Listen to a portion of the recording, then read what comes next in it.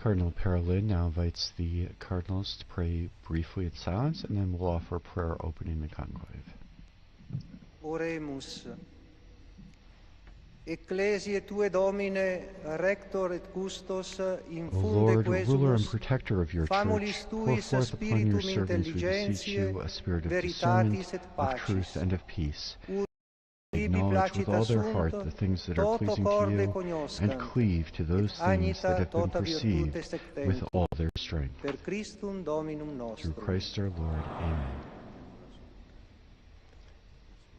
And following the prayer, we transition into the part where all the cardinal electors take part in the solemn swearing of the oath, as we mentioned at the beginning, which invites them to take this conclave in a form of solemnity and to maintain an aura of secrecy with what goes on. Omnes et singuli in hac electione summi And this pontificis is the formula of the versantes oath that cardinales Cardinal Parolin is electores, now reading. promittimus Each and every one of movemus us, et cardinal electors juramus present at this election of the inviolate Supreme et Pontiff, unguem promise, nos esse bind fideliter et ourselves, diligenter and swear to observe observaturus faithfully and omnia, scrupulously quae all the prescriptions continentur in contained in the Constitution summi of the Supreme pontificis Pontiff, Ioannis John Paulus Paul II, II, quae Universi verbis Dominici universi Gregis, dominici gregis incipit, issued on February data 22nd, die altero et 1996, vigesimo mensis and also the Februari modifications of the anno motu proprio millesimo normas nocentesimo nonullas nonagesimo sexto of the Supreme Pontiff, Benedict XVI, on February 22nd, millatis 2013. per litteras apostolicas normas non nullas a Summo Pontifice Benedicto XVI, die altero et vigesimo mensi Februari anno bismillesimo decimo tertio motu proprio datas. Item promittimus vovemus et Likewise, we juramus, promise, bind ourselves, and quicunque swear nostrum that whoever of Deo us by sic divine disponente, disposition is elected Romanus Roman Pontiff Pontifex erit will commit electus, himself to faithfully carry out the munus munus Petrinum petrinum, pastoris the Petrine ecclesiae ministry, universae, of the deliter universal church, executurum, and will not fail to affirm atque and to defend spiritualia et boldly temporalia the iura, spiritual and temporal rights, libertatemque sancte as well as the sedis, freedom of the integre Holy ac See. strenue asserere atque tueri, nunquam esse destiturum. Precipue autem promittimus et juramus nos religiosissime. Above all, we promise and swear to observe with the utmost fidelity, with all, both clergy and laity, the secret concerning everything related in any way to the election of the Roman Pontiff, and about what happens in the place of the election concerning directly or indirectly the scrutiny, not to violate in any way this secret, both during and after the election of the new Pontiff, unless explicit authorization by the Pontiff himself, and not to support or encourage any interference, opposition, or any other form of intervention by which secular authorities of any order or degree, or any group of persons or individuals would wish to interfere in the election of the Roman Pontiff. And after the oath has been read out by Cardinal Parolin, each of the cardinal electors individually, according to the order of precedence, will now swear to the oath according to the formula.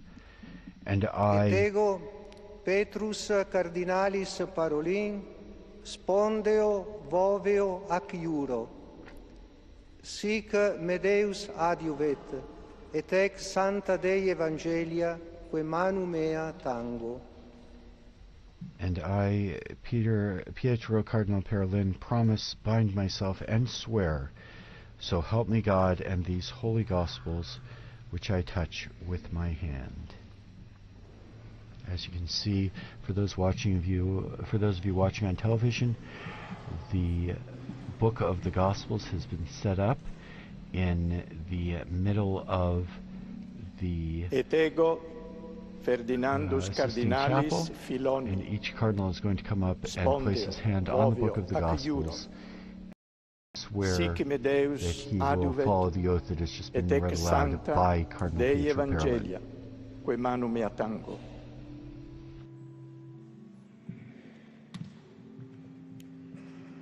Et ego, Aloysius Antonius Cardinalis Tagli, spondeo voveo acciur. Deus adjuvet, et hec sancta Dei Evangelia, quae manu mea tango.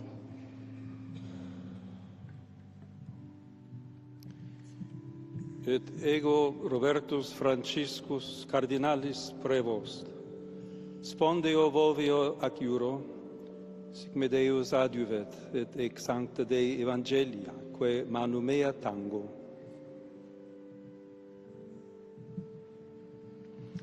Et ego Luis Raphael Cardinalis Saco, spondeo voveo acciuro, sic me Deus adjuvet, et hec sancta Dei Evangelia, quae manu mea tango.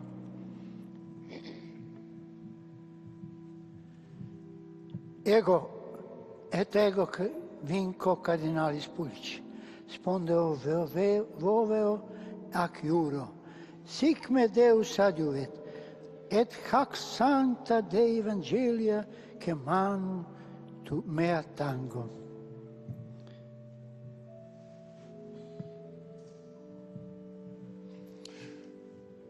Et ego Petrus Cardinalem Cojo Texan, spondeo voveo acciuro, sic me Deus adjuvet, et hec sancta Dei Evangelia, quae manu mea tango.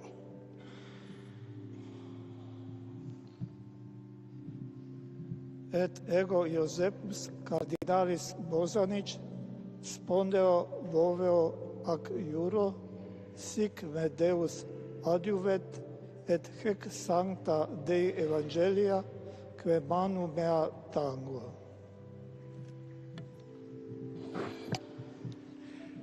Et ego Philippus Cardinalis Barbaras spondeo voveo acciuro, sic me Deus adjuvet, et ex sancta Dei Evangelia, quae manu mea tango. Et ego Petrus Cardinalis Erde, spondeo voveo acciuro, sic me Deus adjuvet, et hec sancta Dei Evangelia, quae manu mea tango.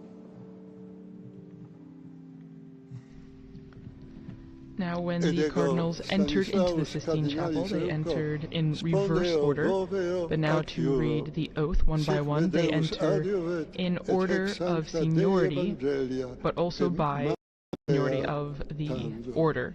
So first, we had the order of bishops, cardinal bishops, led by Cardinal Pietro Parolin, followed by the Cardinal Patriarch of the Oriental Rite, and then there will be the Cardinal Presbyters, and ending with the Cardinal Deacons. And when each cardinal has sworn to uphold the oath read by Cardinal Parolin, the Master of Pontifical Liturgical Celebrations will proclaim extra omnes, let everyone go out, basically expelling everybody who's not taking part in the actual election from the Sistine Chapel. The doors are then closed for the first time. The Master of Pontifical Liturgical Celebrations remains inside, along with Cardinal Cantalamessa, of course, who's taking part in the conclave, but has also been chosen to give the meditation. That is in accordance with the norms of the Apostolic Constitution of the University Dominici Gregis. You'll hear that title quite a bit. That is the document that guides every step of the conclave, and in fact the whole period of interregnum, the death or resignation of a pope and the election of a new pope. The Constitution prescribes that the meditation should reflect on the very grave duty of electing a new pope, of the necessity of going into that election and making a choice with the right intentions, and of considering only the will of God, judgment of God, and the needs of Holy Mother Church. The Cardinals are called to be concerned solely with the good of the universal Church. Casimirus spondeo voveo giuro, sigme Deus adiuvet et ex sancta Evangelii Dei, quae magnum meo tango.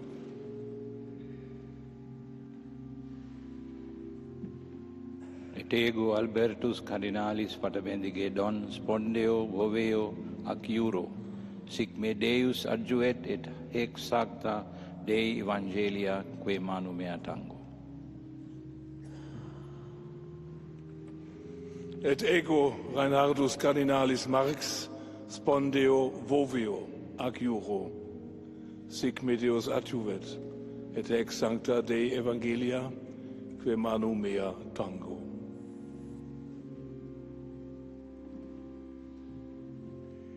Et ego João Brás Cardinalis Diavis spondeo voveo ac iuro, sic me Deus adjuvet et eco sancta Evangelia quae manu mea tango.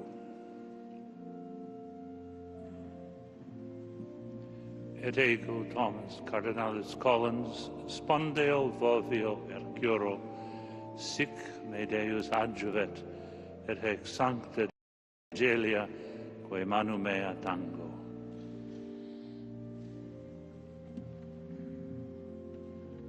Et ego Willem Jacobus Cardinalis Eijk spondeo voveo ac iuro, sic me Deus adjuvet et ex sancta Dei Evangelie quae manu mea tango. Et ego Joseph Cardinalis Betori spondeo voveo ac iuro, sic me Deus adjuvet et ex sancta Dei Evangelia quae manu mea tango. Et ego Timothy Cardinalis Dolan spondeo voveo ac iuro, sic me Deus adjuvet et ex sancta Dei Evangelia quae manu mea tango. Et ego Rainer Maria Cardinalis Wölki spondeo voveo ac iuro, sic me Deus adjuvet et haec sancta Dei Evangelia quae muna mea tango.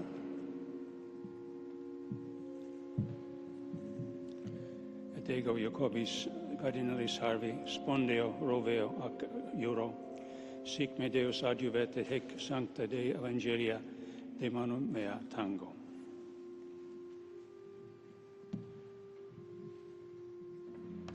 Et ego Basilius Cardinalis Clemis spondeo voveo ac iuro, sic me Deus adjuvet et haec sancta Dei Evangelia quae manu mea tango.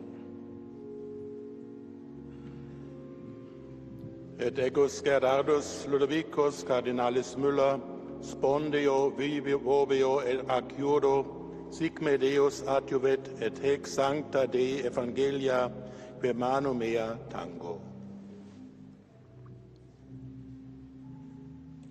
Et ego Vincent Cardinalis Nicholas spondeo voveo ac iuro, sic me Deus adjuvet et haec sancta Dei Evangelia quae manu mea tango.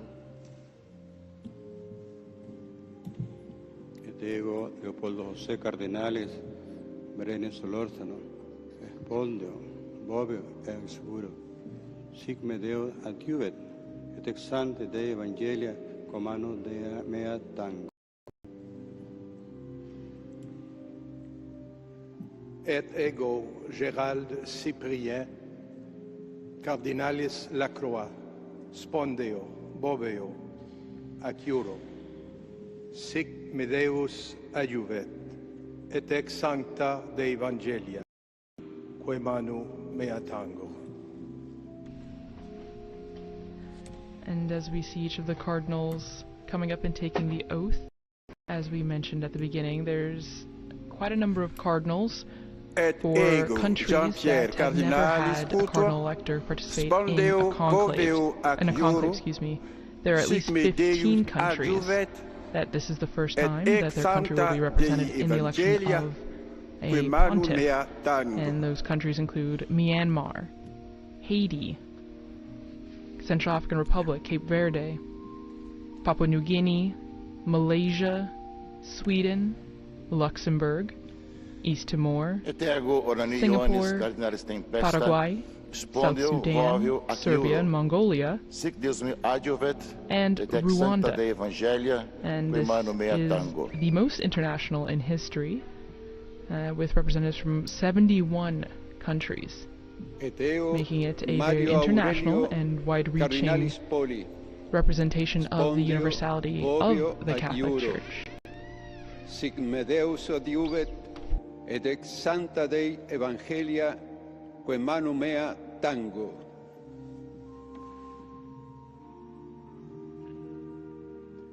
Et ego Philippus cardinalis vedraugo, spondeo voveo at iuro, sic me Deus adiuvet, et ex sancta Dei Evangelia, que manu mea tango.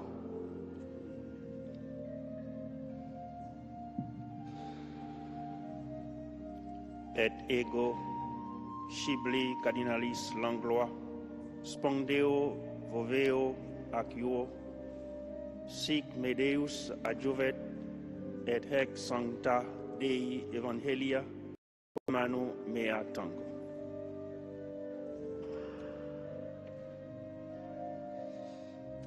Et ego Manuel cardinalis spondeo voveo ac iuro, sic me Deus adjuvet, et ex sancta Dei Evangelia, que manu mea tango.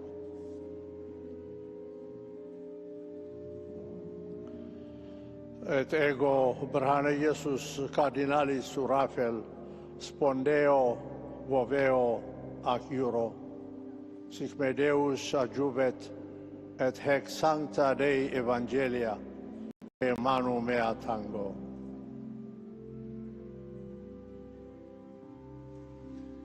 Et ego John cardinalis Jew, spondeo voveo ac iuro, sic me Deus adjuvit, et haec sancta Dei Evangelii, qui manu mea tango.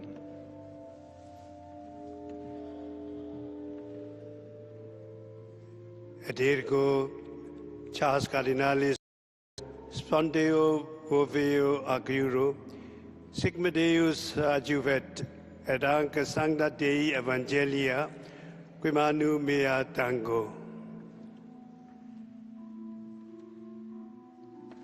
Et ego Francis Xavier cardinalis Cringsacovit vanis spondeo voveo ac iuro, sic me Deus adjuvat, et hec sancta Dei Evangelia, que manu mea tango.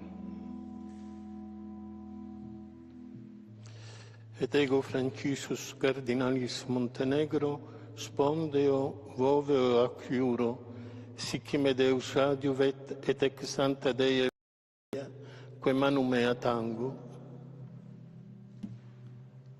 Et ego Daniel cardinalis Sturla Veruet, spondeo voveo ac iuro, sic me Deus adjuvet, et ex sancta Dei Evangelia, que manu mea tango.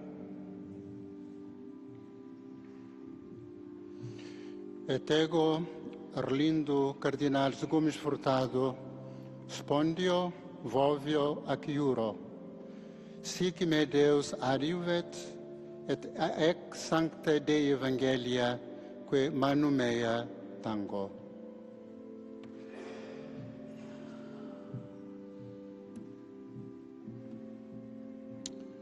Et ego Soane Patita cardinalis Maffi, spondeo voveo ec iuro, sic me Deus adjuvet, ec haec sancta Dei Evangelia, que manu mea tango.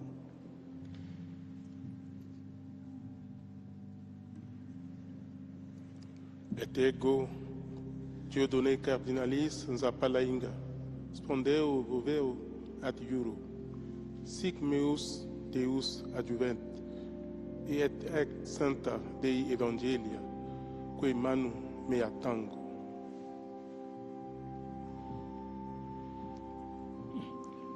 Et ego, Cardinal Osoro, spondeo adjuro, si me Deus adiuet, Santa Dei Evangelia, que manu mea tango.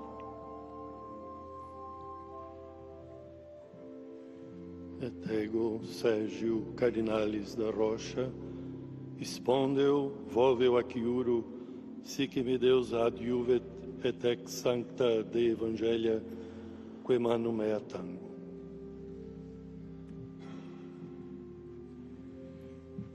Et ego Blasius Cardinalis Supic, spondeo voveo aciuro, sic me Deus adiuvet, et hic sancta Dei Evangelia, que manu mea tango.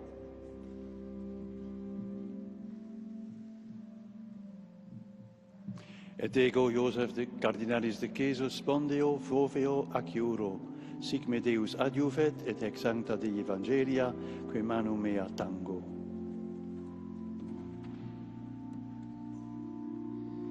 Et ego Carlos Cardinalis Aguiarretes, spondeo voveo aciuro, sic me Deus adiuvet, et ex sancta Evangelia, que manu mea tango.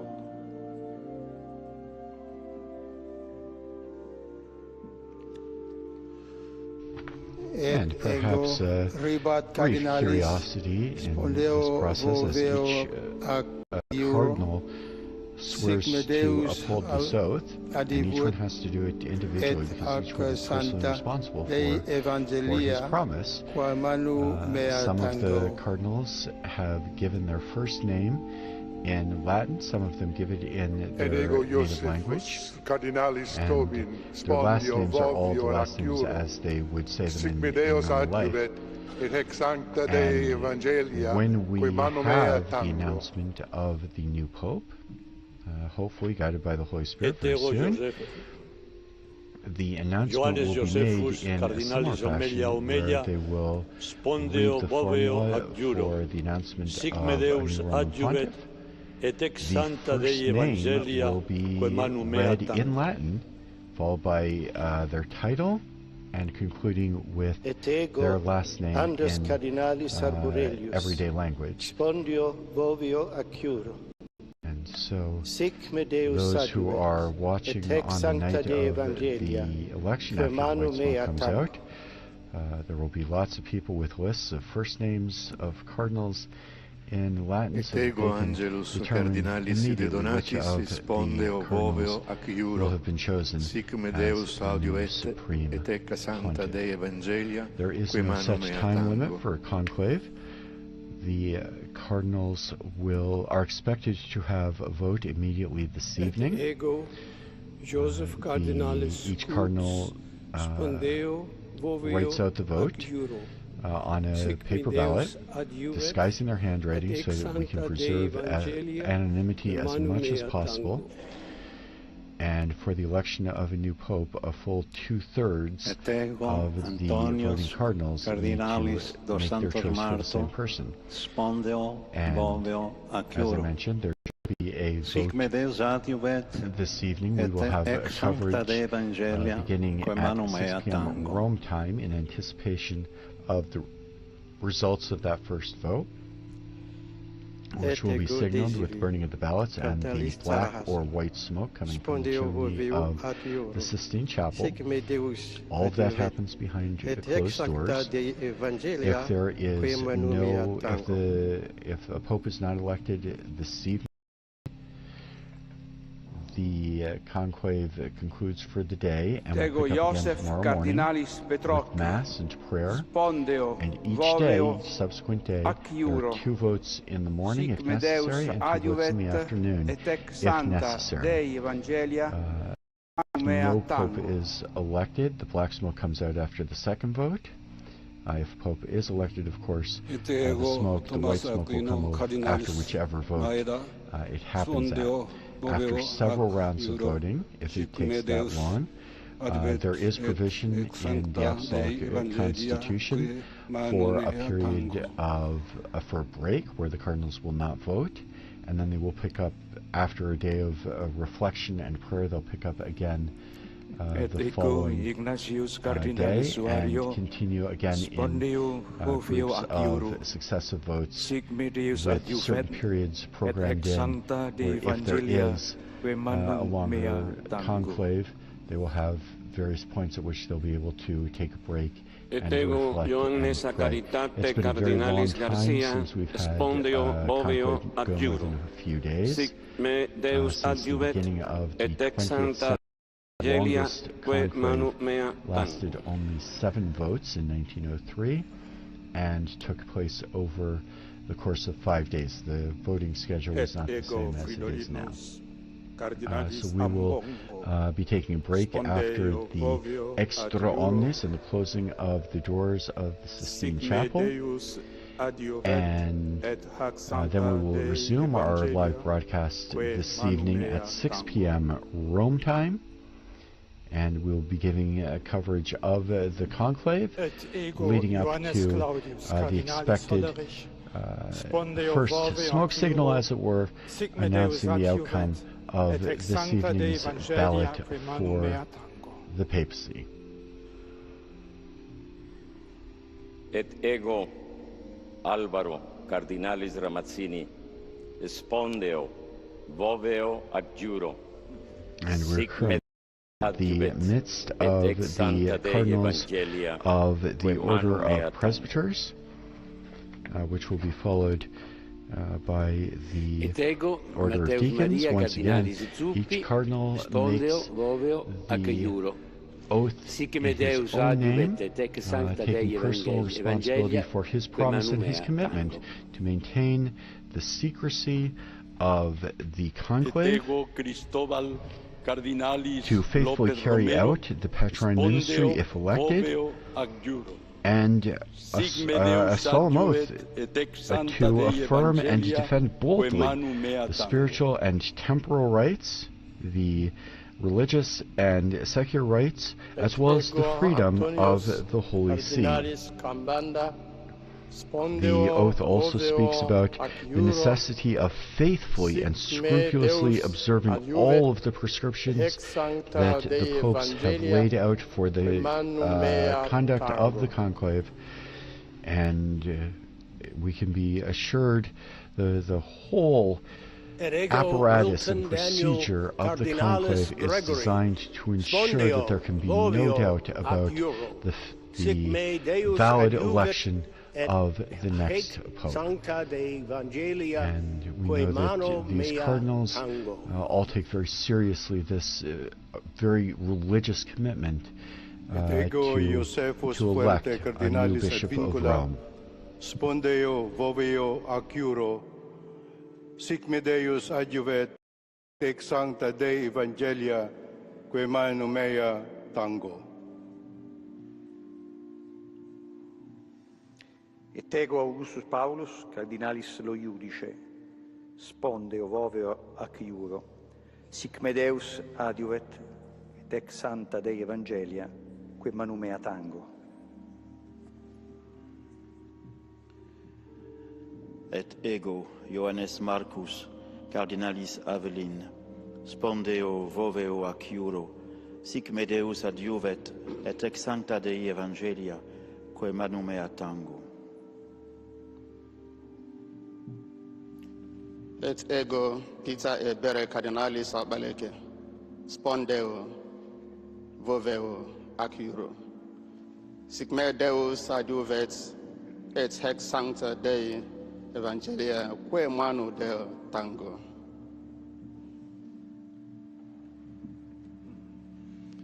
Et ego Leonardus Udalricus Cardinalis Steiner, spondeo voveo ac iuro, sic me Deus adjuvet, et ex sancta Dei Evangelia, quae manu mea tango.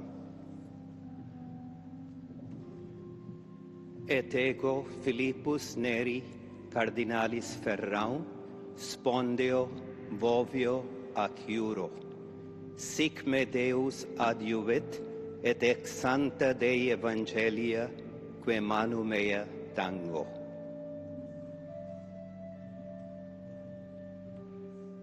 Et ego Robertus Cardinalis McElroy, spondio vovio acciuro, sic me Deus adiuvet, et haec sancta Dei Evangelii, que manu mea.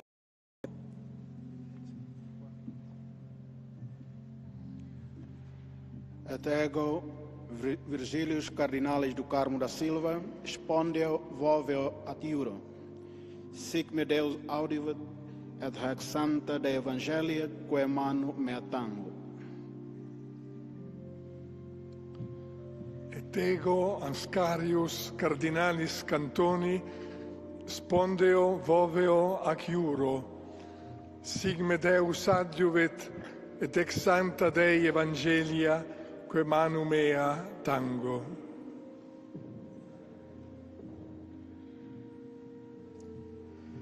Et ego Pula Cardinalis Anthony, spondeo voveo acciuro, sic me Deus adiuet, et ac sancta Dei Evangelia, que manu mea tango. Et ego Paulus Caesar Cardinalis Costa, spondeo voveo at iuro, sic me Deus adiuvet, et ex sancta Dei Evangelia, que manu mea tango. Et ego William Cardinalis Co, spondeo voveo ac iuro, sic me Deus adiuvet, et ac sancta Dei Evangelia, que manu mea tango.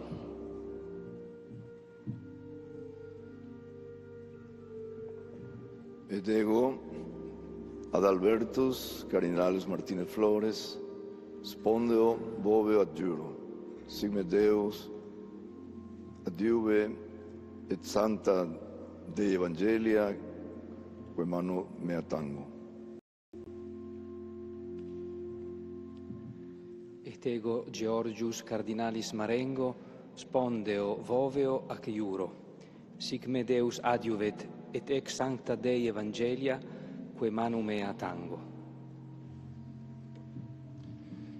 Et ego Petrus Baptista Cardinalis Pizzaballa, spondeo voveo ac iuro, sic me Deus adiuvet, et ex sancta Dei Evangelia, que manu mea tango.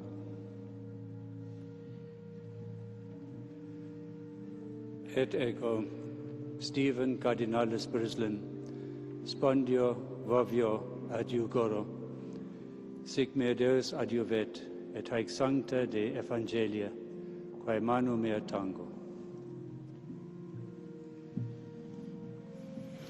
Et ego Angelus Sixtus Cardinalis Rossi, spondio vovio ac iuro, sic me Deus adiuvet, et ex sancta Dei Evangelia, que manu mea tango.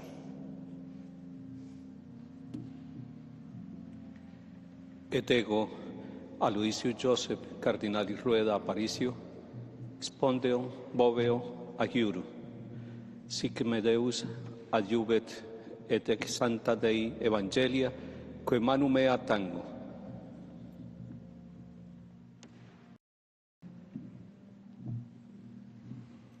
Et ego Gregorius Cardinalis Risch, spondeo voveo ac iuro, sic me Deus adiuvet, et haec sancta Dei Evangelia, que manu mea tango.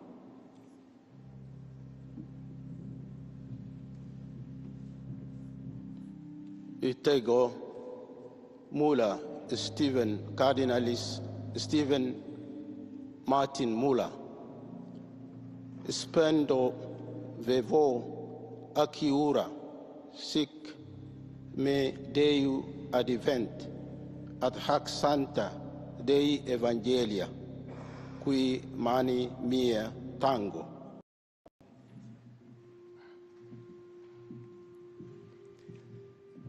Et ego Joseph Cardinalis Covocano, spondeo voveo adiuro, sic me Deu adiuvet, et ec sancta Dei evangelia quae manu mea tango.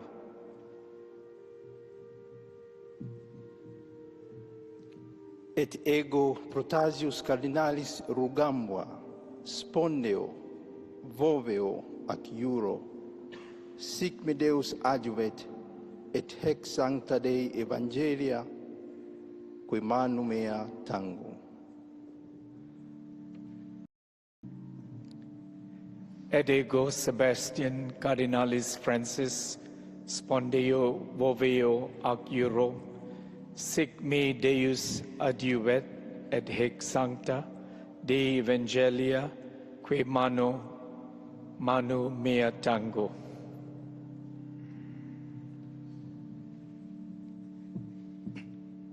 Et ego Stephen Cardinalis Chao, spondeo, voveo ac iuro, sic me Deus adjuvove, et ac sancta Dei evangelia, quae manu mea tango. Et ego Franciscus Saverius Cardinalis Bustillo, spondeo, voveo ac iuro, sic me Deus adjuvet, et ex sancta Dei evangelia, quae manu mea tango.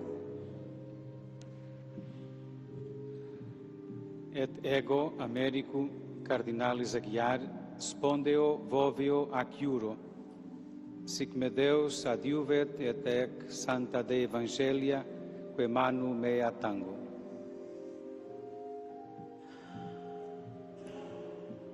Et ego Carlos Cardinalis Castillo, spondeo, voveo ac iuro, Deus adjuvet, et ex sancta Dei evangelia, quae manu mea tango.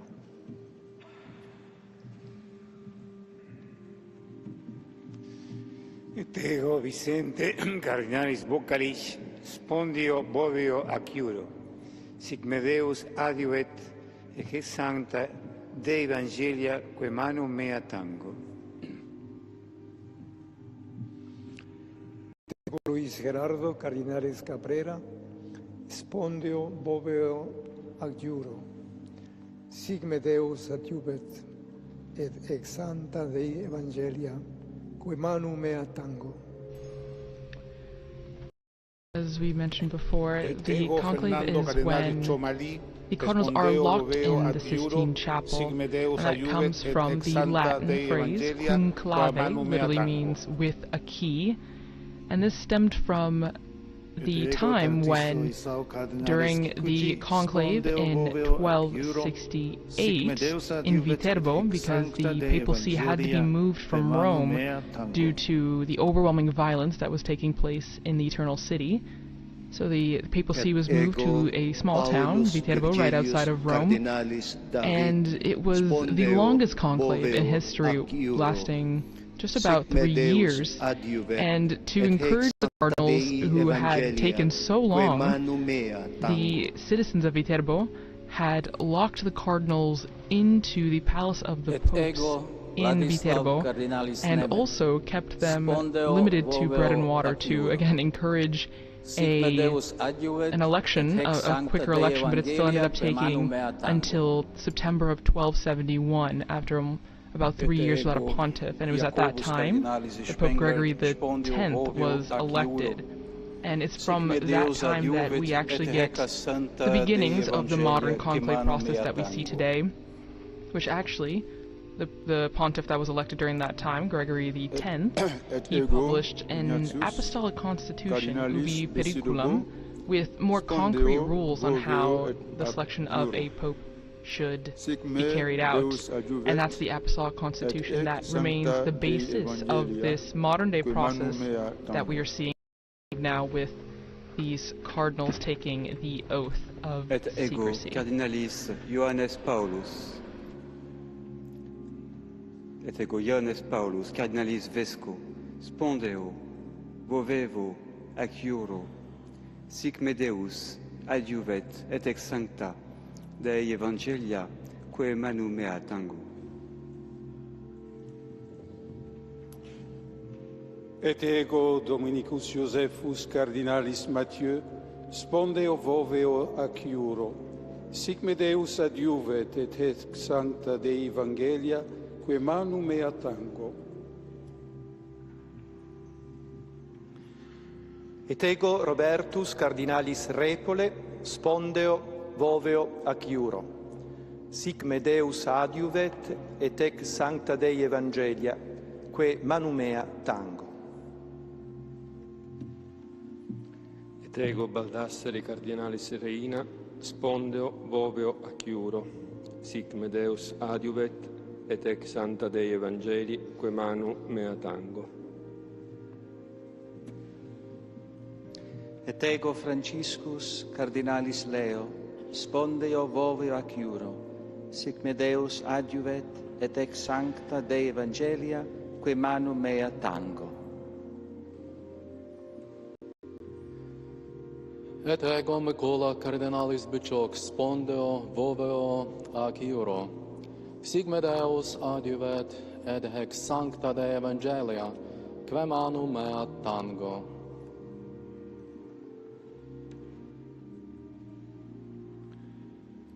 Et ego Dominicus Cardinalis Battaglia, spondeo voveo ac iuro, sic me Deus adiuvet sancta Dei Evangelia, que manu mea tango.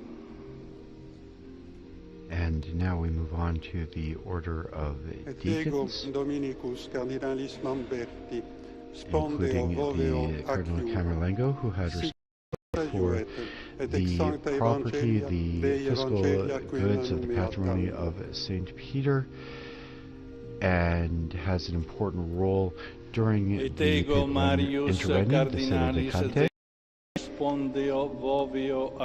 as we get closer to the last of the cardinals making their oath to faithfully adhere to the rules for the conclave, to fulfill the duties of the patriarch ministry if they are chosen as pope, and especially to preserve the secrecy that is involved with the election of the Roman pontiff. We will approach the point where we will hear the master of pontifical liturgical ceremonies proclaim the Latin phrase extra omnes. Let everyone go out,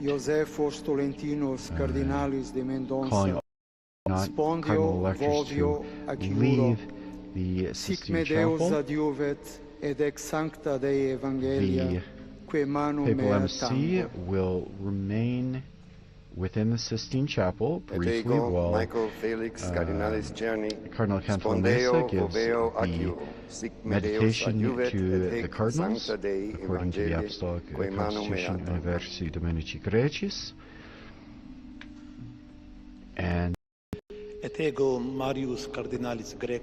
the conclusion of that meditation, with the papal ceremoniere, the papal master of ceremonies, guiding the ceremony, he will then leave the Sistine Chapel. He will ensure that all of the entrances to the Sistine Chapel are closed and secured, the guard is posted, and the cardinals will proceed with the first ballot according to the ceremony. After the Papal MC leaves the Sistine Chapel, the Cardinal Dean, or the person acting on his behalf, having consulted the electors, will immediately invite them to consider any business that they feel must be urgently addressed. And in the absence of any urgent business, or after that has been concluded, the cardinal electors will proceed to the first vote, again according to all the procedures laid out in the Apostolic Constitution Universi Dominici Graecis. And the ceremony indicates finally that the first session of the conclave may be fittingly and appropriately closed by invoking the help of the Virgin Mother of God, Mary Most Holy, with the very ancient and traditional Marian prayer at a hymn, Subtum Presidium. We fly to thy protection, O Holy Mother of God. Despise not our petitions in our necessities, but deliver us always from all dangers, O glorious and blessed Virgin.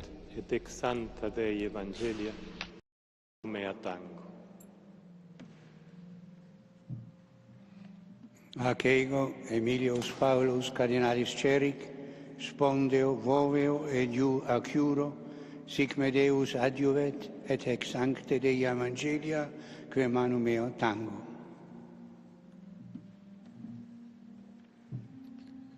Et ego, Christophorus Cardinalis, Pierre, spondeo, voveo, acuro, sic me Deus adjuvet, et ex sancta Dei Evangelia, que manu mea tengo.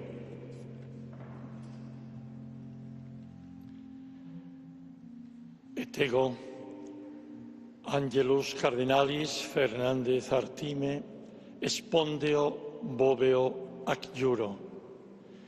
Sic me Deus adjuvet, et ex sancta Dei Evangelia, que manu mea tango.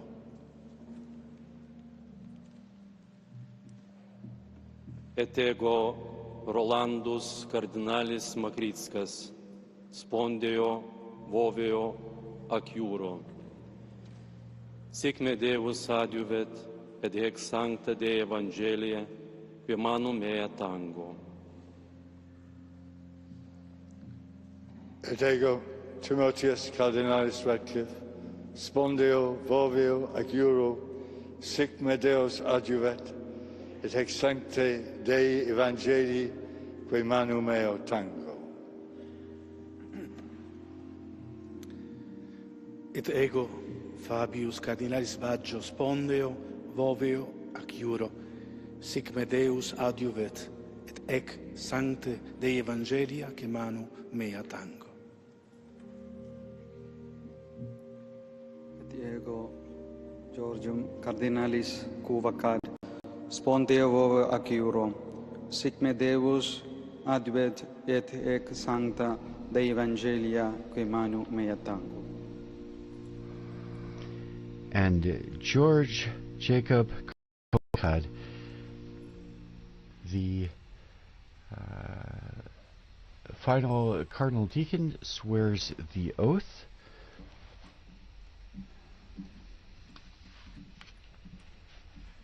And we proceed to the closing of Extra omnes. We hear those words in Latin where it means everyone out, signaling when all the non-essential people in the Sistine Chapel are invited to leave and the cardinals can begin their discussions. So for those of you watching on television, there are a number of notaries who were there in their capacity to formally recognize the beginning of the conclave, and a number of other persons who are in attendance for various reasons. All of them are out of the Sistine Chapel, and as soon as they leave, the doors will be closed, the meditation will be given, the papal MC will leave, and the solemn closing, locking, and guarding of the doors of the conclave will take place, followed by the first vote this evening. And with the exit from the Sistine Chapel, our live coverage of the Cardinals' entrance into conclave for the election of the 267th Pope draws to a close. We do invite you to visit our Vatican News website, Facebook, Instagram, X, and YouTube accounts for continuous coverage of the conclave. On behalf of the Vatican Media, we'd like to thank our sound engineer Mario and our audio coordinators and all of our producers, as well as our media partners, EWTN TV, Catholic Faith Network in America, Shalom World Television's Network USA, Luminous Radio, at Madarshan TV, Catholic TV, and Uganda Catholic Television, who help make this broadcast possible. My name is Kelsey Gussie. And I'm Christopher Wells. It's been our very great pleasure providing the English commentary and translation of the ceremony of the entrance into the conclave for you. A very special thank you to all of you for joining us wherever you have been listening or watching. And don't forget to join Chris and our colleague Linda Bordoni again in just a few minutes at 6 p.m. local Rome time for the live commentary as we await the Cardinals' decision, and keep an eye out on the chimney on the Sistine Chapel for either black or white smoke later this evening. Praise be Jesus Christ. Laudetur Jesus Christus.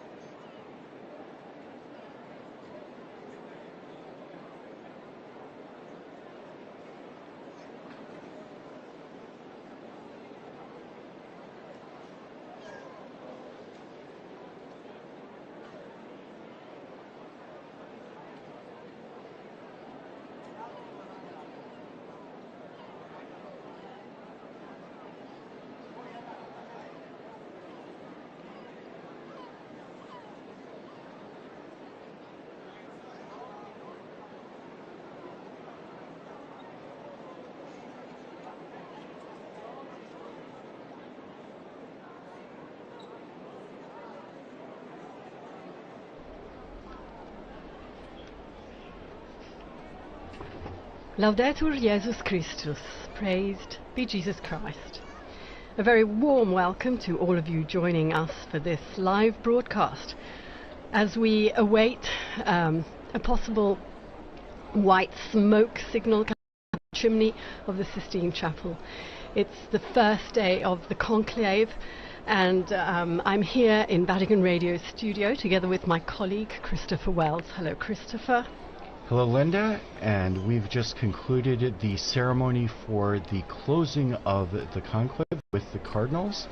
They began with a moment of prayer in the Pauline Chapel, just very close to the Sistine Chapel, and then went in solemn procession in hierarchical order into the chapel. They swore their oath of secrecy, their oath to fulfill the office of the Petrine ministry if they are elected, and to faithfully observe all of the norms for the election of the Roman Pontiff. So just a few moments ago we heard the Latin expression extra omnes, which calls everyone to leave the Sistine Chapel except for the electors, and the Cardinals are currently hearing a meditation on their duty, and we expect them to proceed to the first vote in the next half hour or so. So yes, meanwhile we have two very prestigious guests with us here today. Thank you for joining us. Philippa Hitchen, former Vatican Radio journalist, currently communications officer for the Lutheran World Federation. She was actually the person who saw the white smoke for us on that 13th of March 2013 when Jorge Bergoglio was elected as Pope Francis. And we also have a historian, a church historian, Dr. Donald Prudlow. Did I say that right, That's Dr. Prudlow? Welcome and thank you. He will be filling us in with lots of details. Right now, I think the best thing to do would be go to the square, where we have Devon Watkins, who's sassing out the situation. He's been talking to some of the people in the square. Hello, Devon, can you hear us? Hello. Okay, so perhaps there are some issues with telephone lines because, as you know, the whole of the Vatican has been, I don't know what the right word is, but telecommunications have been under control here, so people may have issues in connecting. Can you hear me, Devin? No. Okay. We will try again. Meanwhile, Chris, what if we go into our first insert? As Chris was explaining, the Cardinals are currently in the Sistine Chapel. We extra omnes, everybody out. And we have here a program by Veronica Scaresbrick, who interviewed Monsignor Charlie Burns to tell us all about what actually happens from the moment the Cardinals are brought into the chapel, and he's going to walk us through the process of voting, casting the ballots and burning them.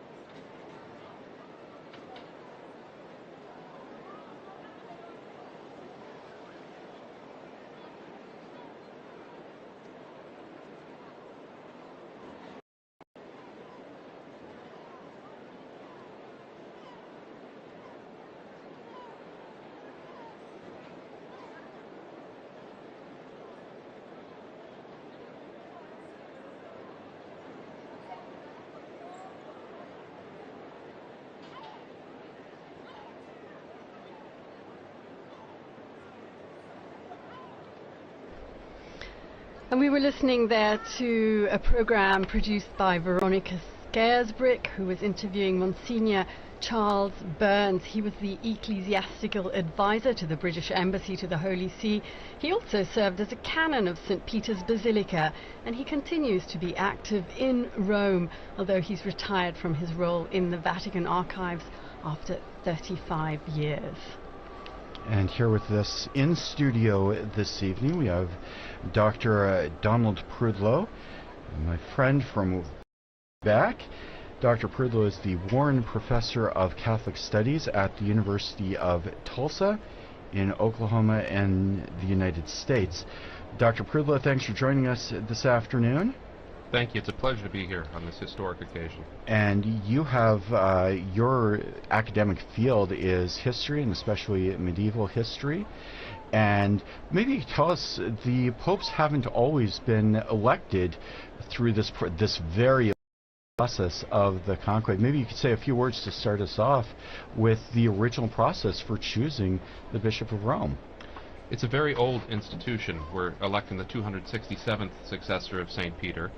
And for the first millennium, the election was largely done by the clergy of Rome, and in very early days by an accession of the people of Rome together. But as time went on, two problems arose around the year 1000. And that was how to provide representation for a church that was rapidly growing throughout Europe and then throughout the world for this very important position. And the second is how to free papal elections from secular domination, from the domination of kings and princes and emperors, and how to make it secure as a religious office.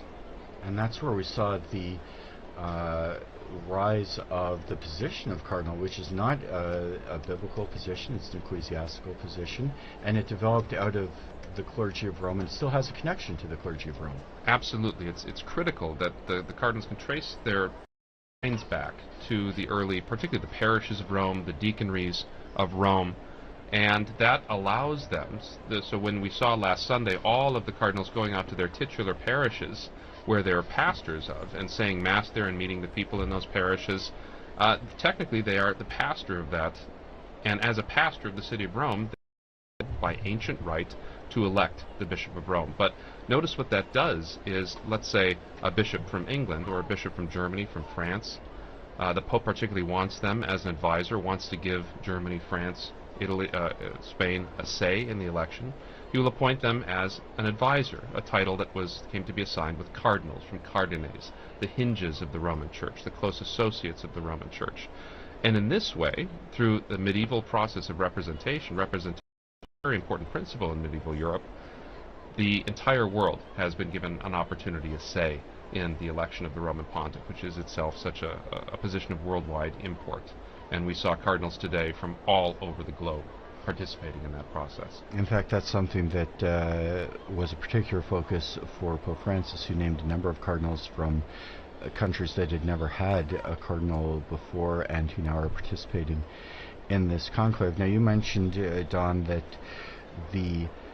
over the course of the centuries, and especially in what's sometimes known as the Dark Ages, there were problems with the papacy. There was influence from secular and other sources, and they started to begin the process of solidifying the election to ensure the absence of outside interference, also to ensure the spiritual import of the election. Can you talk to us a little bit about the development of the conclave as we know it now, the first conclaves, and how it developed into the current process? Absolutely. Since Rome is, in a certain sense, the central hub of the wheel of the Church, it's an important position. We know that. We saw the worldwide representation at Pope Francis' funeral, and we see what a significant power that this office can hold. And so that makes it important, that makes it interesting for secular rulers to try to interfere in the election in order to get a candidate that might be more friendly to their political or earthly interests. And so starting in the 11th century with the purification of the papacy after a dark period, as you say, the election was reserved to the cardinals. And then in the 13th century, after a particularly difficult conclave, in fact a conclave that lasted almost 3 years in the beautiful city of Viterbo, that resulted in the eventual election of Gregory X, he decided that he was going to sequester the cardinals away, Conclave, with a key, in a room, and keep them there until that they had reached their decision. And even this sometimes wasn't enough to get them to make up their minds. The city of Viterbo during that conclave actually put the cardinals on bread and water at one point, and even took the roof off the papal palace where they were meeting so they'd be exposed to the elements in order to, let us say, hasten a decision to get the church a pastor again. Gregory X issued a document called Ubi Periculum, which laid down many of the rules for the conclave that still applies today, described in the program we just heard and in the events that we just witnessed. Now, over the course of the years, that becomes solidified. Particularly, we start to see when the papacy returns to Rome after the Avignon period, the conclave becomes much more settled. It starts to be held in the papal palace, in the Vatican, in the Apostolic Palace. Sometimes it'll go back to St. John Lateran, but most of the time it starts to be held in 1492 in the Sistine Chapel, where it continues to be held to the present day. The last conclave that was outside the city of Rome was during the Napoleonic period, in 1800. When all sorts of untoward things were happening around Europe, and so the papacy had to find a new way to make do. Professor, you were just saying there that you noticed the cardinals from all over the world, and we think the whole world us at this moment, not only Catholics. Don't you think so, Philippa, who we know is part of the Lutheran World Federation? You're here for the conclave. Your delegation will be here. What is your perspective on that? Yes, thank you, Linda. It's good to be back in studio with you again, as we were back in 2013. And as you say, this historic election of a new pope is something that is of interest far beyond the Catholic world. You mentioned, of course, the great interest in the secular world, and I don't think we've ever seen quite so many journalists and people following the election and the funeral. They talk about this as the first election really of the social media era, and I think I'm absolutely amazed to see how many young people, my own children, people who have never really had that much interest in the intricate processes that you've been describing, what goes on behind those closed doors. Suddenly there is an explosion of fascination for what goes on. I think the film Conclave, of course, has also had a lot to do with that. Everybody is now a little bit of an expert, having seen the film. I haven't seen the statistics myself, but I'm told that the numbers of downloads have skyrocketed since the death of Pope Francis. But coming back to your question, yes, I have always been particularly interested in the ecumenical aspects of these elections, having followed very closely the ecumenical scene under the pontificates of John Paul II, then Pope Benedict, and then of course Pope Francis. And yes, there is a very strong presence. At the funeral there was some strong presence of ecumenical delegates attending the funeral in St. Peter's Square, and there will be again at the installation of the new Pope once we know who he is. Right now we're watching images of the square, and we've just been seeing a lot of media out there with their cameras, and I think we have Devon on the line now. He is in the square. We go to him if the blockers are not working right now. Devon? There you are, great. Good.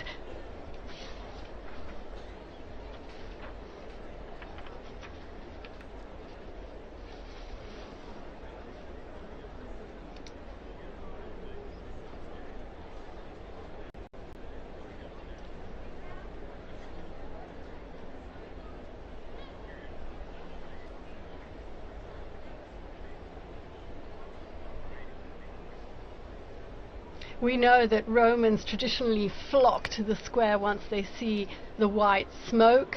I don't want to make any previsioni, as we say here in Rome, forecasts. We're not really expecting white smoke in this first, but you never know. People are there to wait for the smoke.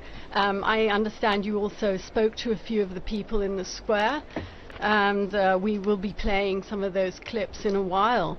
Meanwhile, anything relevant that they have been telling you that you think might be interesting?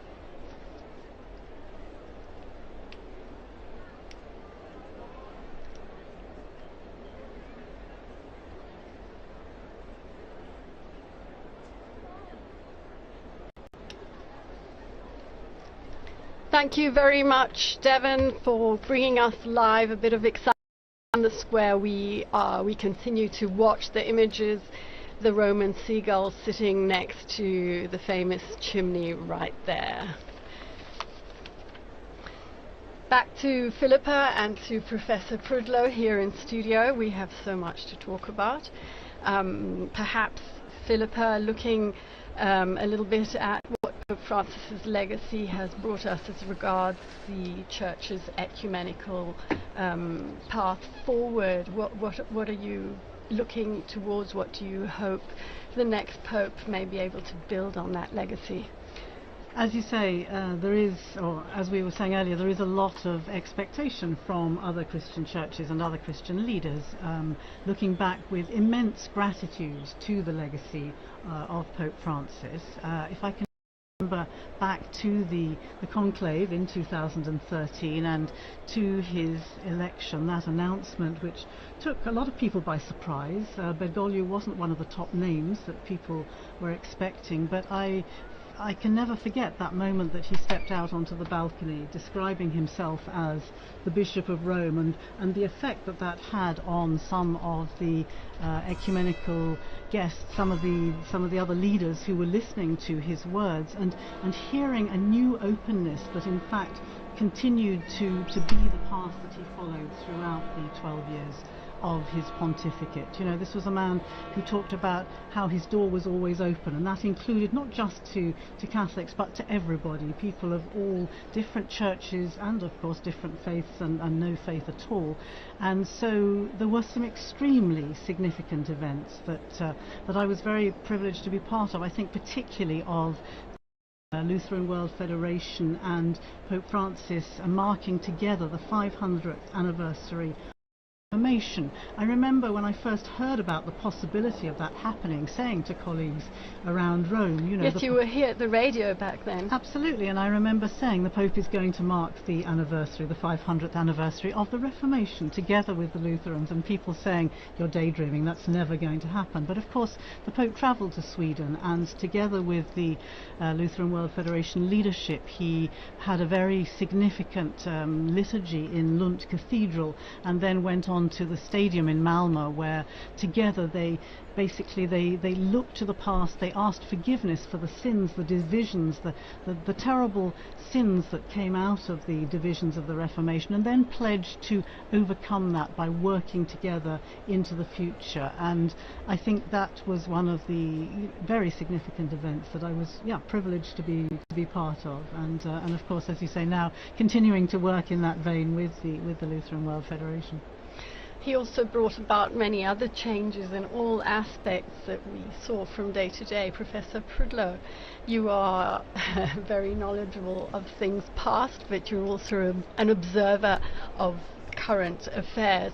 What would you say some of the most, say, interesting to the general public changes have been as regards liturgy, as regards ceremony, and all these things that we are witnessing right now? Well, I really agree with what Philippa said about this being very much on social media and very much open to the world, and so people seeing some of these very ancient things for the first time and being quite impressed by them and wondering to know more because in previous times these conclaves would happen so far away from people's minds before the age of news, telegraphs and things like that.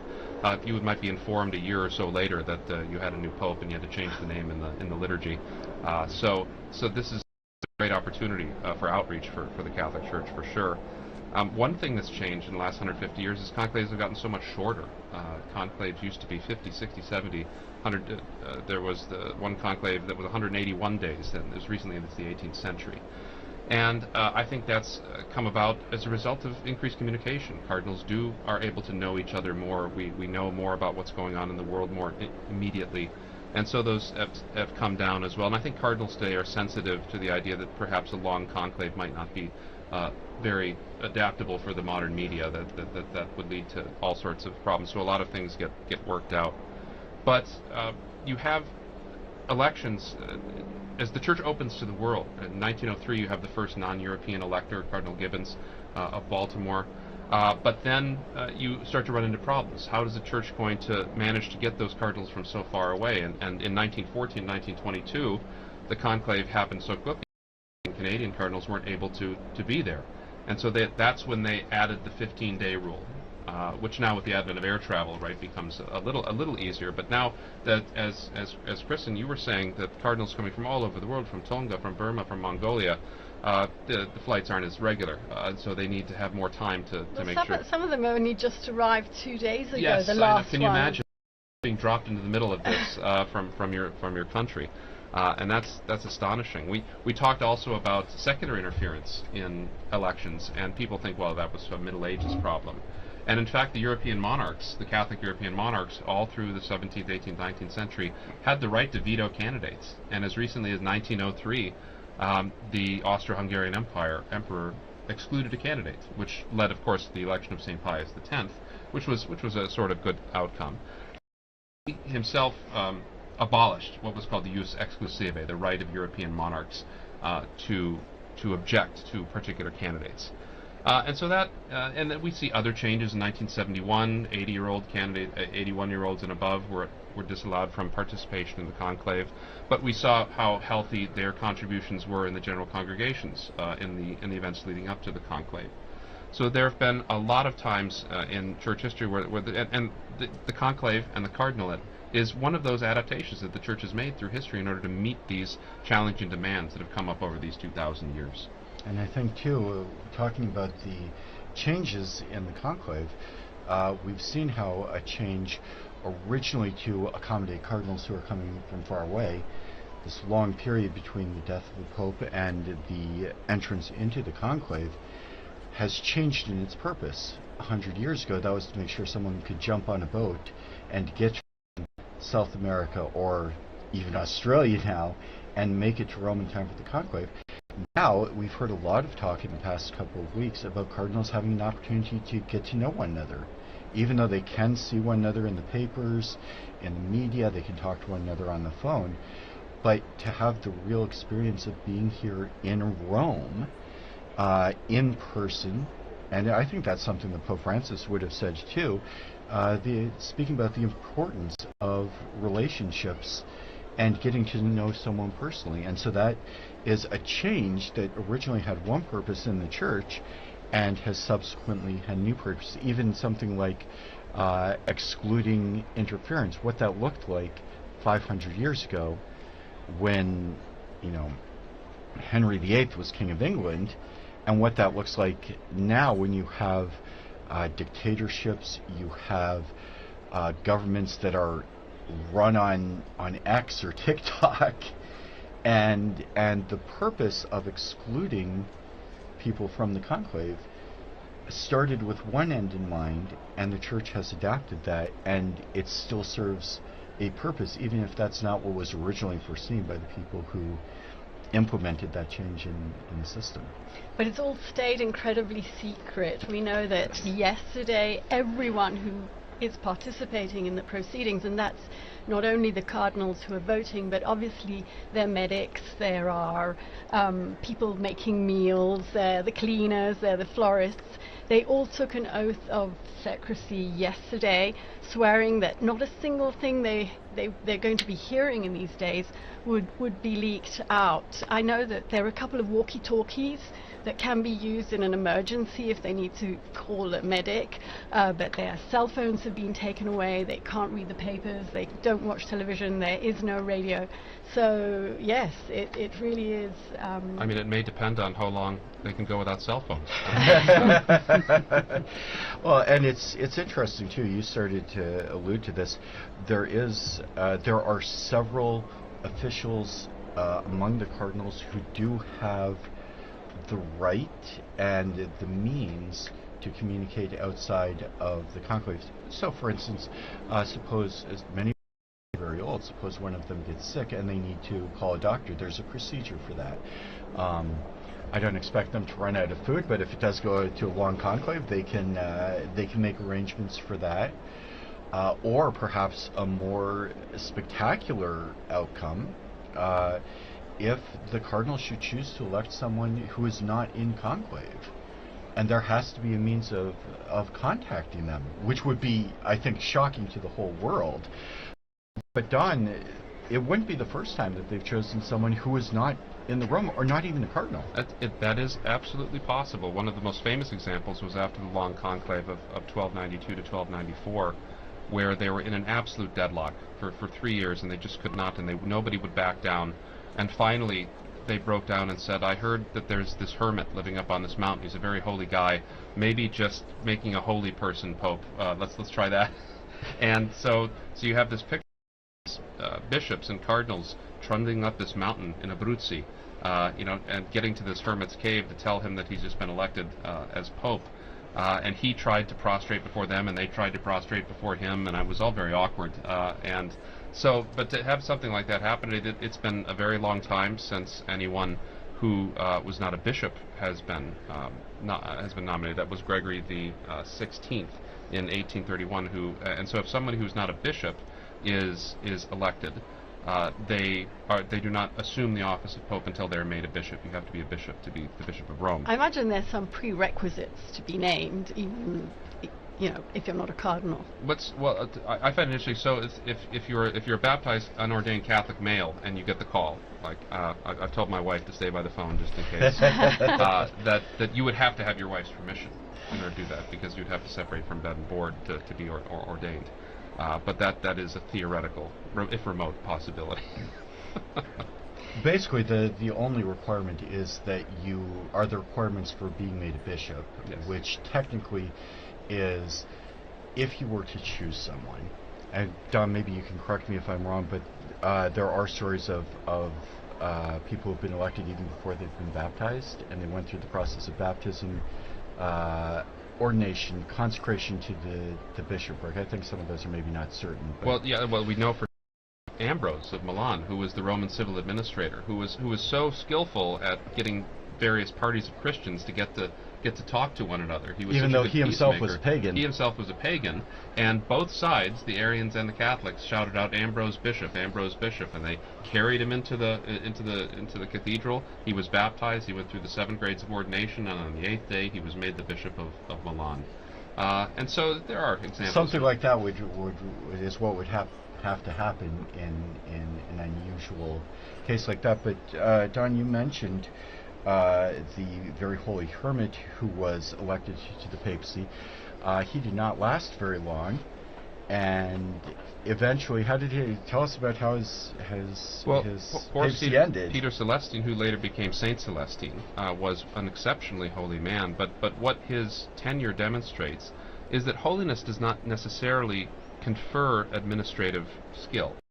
And so it's possible for someone to be quite a holy person and be a worldly failure.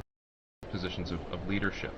And so nature needs to build on grace to pick someone, for the Cardinals to pick someone who does have this kind of ability to have this world-changing position. It's such a position of responsibility that there are certain skills that are necessary, and to that must be added the grace of God in order to govern the church. But that's so he resigned after. And we talked a lot about that in 2013. You'll recall when Pope Benedict resigned, as being one of the last instances where a pope left the office. But so he still remained a saint, and the church went in a different direction after him. And in fact, Benedict the 16th, which people saw after the fact as maybe son, went to visit the tomb of the relics of Pope Saint Celestine V. Philippa, you were here with us, and I'm sure you remember the day that that Pope Benedict announced his resignation. Can you tell us about that? It was a pretty extraordinary moment. There was an Italian journalist, a colleague, you may remember, who was following a very ordinary consistory in the Vatican. The proceedings were in Latin. Nobody else was listening. It was a routine, run-of-the-mill Vatican event, and we were all going to write a few lines on it afterwards. And then suddenly, as she was listening to what the Pope is saying, she's thinking, what am I hearing? And she says, the Pope's announced his resignation. And of course everybody laughed, because such a thing hadn't happened, as you say, for centuries. But of course she was right, and the news spread like wildfire. I remember I was in the office here when one of the Italian colleagues came in and announced the Pope had resigned, and just a look of shock and not quite knowing what to do next, actually. And then we began, of course, going through. The first reaction was, well, let's start looking back through the things that he's been saying. I remember I was asked to look at some of the first things that he'd said in the days after his election, and it was fascinating to look back on, I think it was the first or the second day, when he was talking about not being up to the challenge in a certain sense, but with God's will he would do what he could do to take on this extraordinarily difficult role. I think it's difficult for us perhaps remember back to just how deep a crisis the church was facing during those final years of the Benedict papacy. You know, there was the financial crisis, there was the sex abuse crisis, which was at its peak perhaps at that time. There were the so-called Vati leaks. With it was really a time of extreme difficulty on so very many fronts. And again, looking back to those first speeches that Pope Benedict made, he was really very aware. He talked about it, in fact, if you remember, in the meetings ahead of that conclave. He talked about the need to clear up the filth that was inside the church, and he was probably more than anybody else aware of just what a daunting task that would be. And at his age, in his in his not young state, the energy that was needed to take on a task like that. And so it was fascinating to look back and to realize and to ask actually just when this decision of his to resign would have been made. I happen to know that the former Archbishop, or at least there's two former Archbishop of Canterbury now, but Rowan Williams, who was the Archbishop of Canterbury, the Anglican leader at that time, had a conversation with Benedict a year before the resignation was announced, and the two of them, Rowan Williams was looking forward to his own stepping down and being able to have more time to do what he wanted to do, to study and to read and to write and so on. And he told me that he and Benedict had been able to discuss that, and clearly Benedict had been maturing this decision for a very long time. So it was, yes, an extraordinary surprise for us, requiring unprecedented ways of working, and but for Benedict, I think it had been a decision that he'd been maturing for some time, of course. And you talk about the crises that faced the church in 2013 and those last couple of years of Benedict's reign that really came to a head at that time and had an impact on the papacy of Pope Francis. He spoke very forcefully about the plague or the scourge of abuse. He dealt with his own not his own scandals, but the scandals of finances that we've seen in the past few years. We've had very public trials, even of cardinals, harking back perhaps to the past. But maybe you could talk about your thoughts, if we could ask our guests, about some of the attempts that Pope Francis has made to continue the efforts to reform the church. I'll open the mic to either one of you. I mean, I would say I think the whole process of synodality is something which, I mean, this really to me is Francis's legacy, and it has implications on the ecumenical and the interfaith work that I'm so very interested in, but it has enormous implications throughout the Catholic world as well. The process of trying to open up the church, to make it more participatory, to make it something that people can join in sort of contributing to what should be the direction that the church is taking, to let people's voices be heard. And this opening up, of course, is shaking up all the traditional sort of institutional practices that we're used to. And in a sense, I think this is probably where his main focus was, but as you rightly say, at the same time he's dealing with all the internal affairs of the church, the problems with the financial situation, which remains extremely challenging. The sexual abuse crisis, I would say, is improved, significantly improved over the past decade. You know, so many churches have in place their safeguarding measures. The Vatican itself has made steps ahead with the safeguarding, with the commission that's working on that. But of course challenges remain. And this is something which I've noticed been discussing over these past days in their general congregations and trying to focus on what are the key problems and what kind of person has the right skills to deal with these challenges at this particular moment in time. And Don, a lot of the talk in the past year has been about synodality in the last 2 years, asking for the voice of the faithful. You're a practicing Catholic in the United States.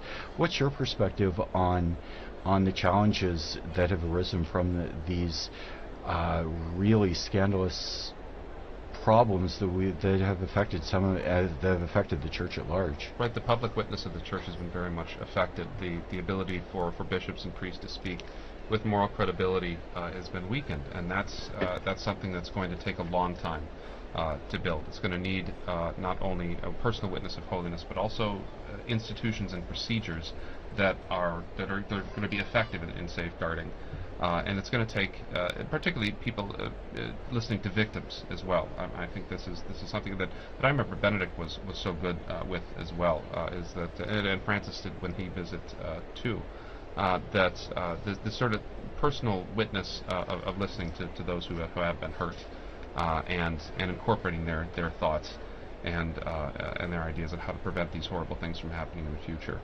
But this is and then you have the internal issues. You have internal issues, financial issues, Vatican finances. You have issues with various levels of corruption, and this is also not a new problem. I mean, if you go back through history, popes have been dealing with things like this since the very dawn of Christianity, and we can, by looking back at our history, we can see how people like Pope St. Damasus or Pope St. Leo or Pope St. Gregory handled these things, because Pope St. Leo the Great had to depose 6 bishops for corruption and violations of their vows, and so this is nothing new, and so to put it into a historical context is also a significant way to work through it as well.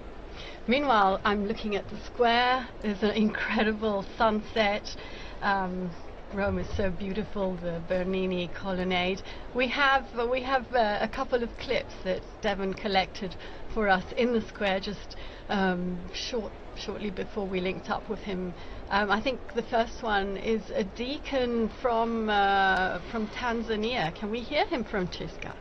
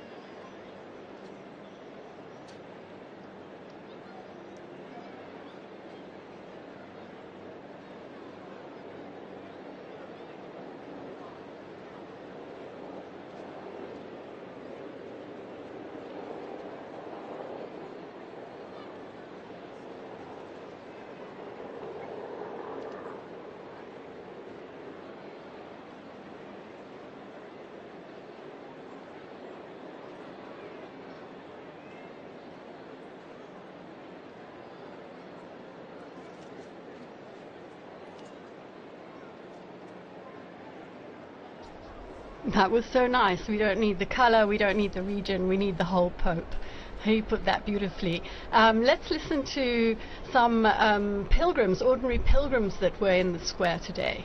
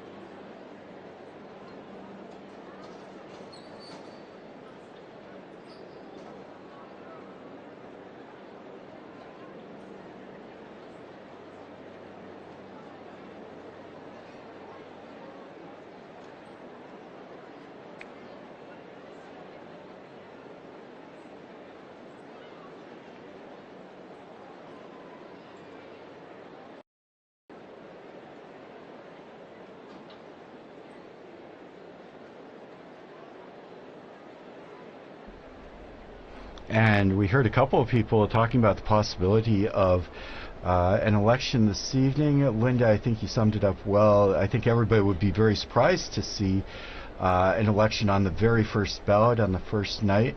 But we have had some remarkably short conclaves in the past. Don, you want to share some of those with us? Even recently, both Pope Francis and Pope Benedict were elected very quickly on the second day.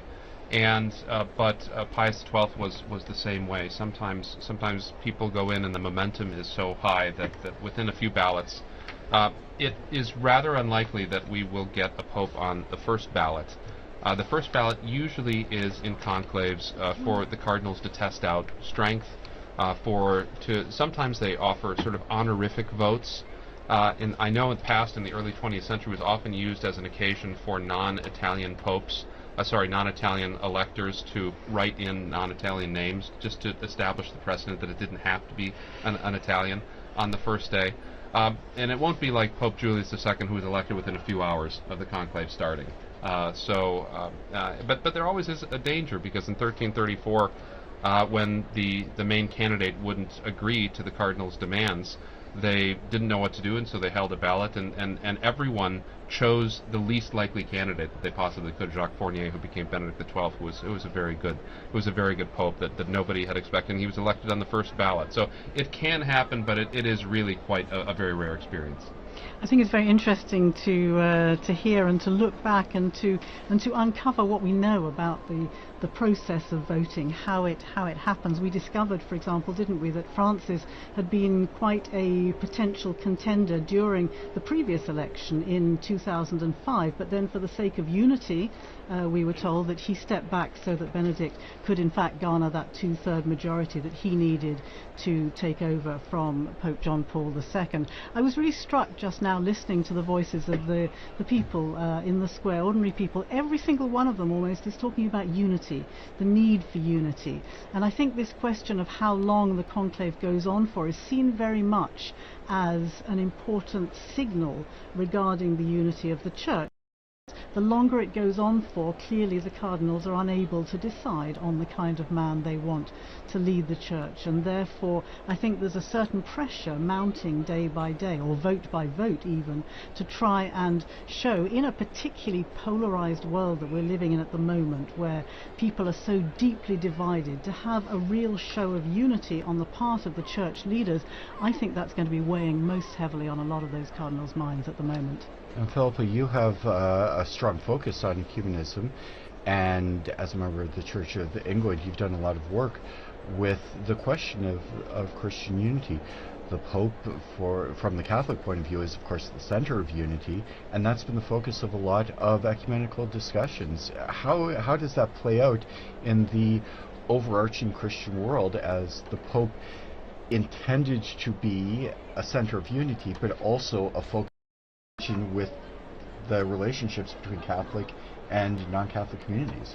Well, I mentioned earlier the moment that Pope Francis came out onto the balcony describing himself as the Bishop of Rome, and what a strong signal that was to other Christian leaders about his role, not trying to describe himself as Supreme Pontiff or use some of these other titles that can be quite alienating, but describe himself as the primus inter pares, in a sense, the first among equals of the bishops, and therefore this title Bishop of Rome was very significant, together with the other kind of signals that he gave early on in his pontificate.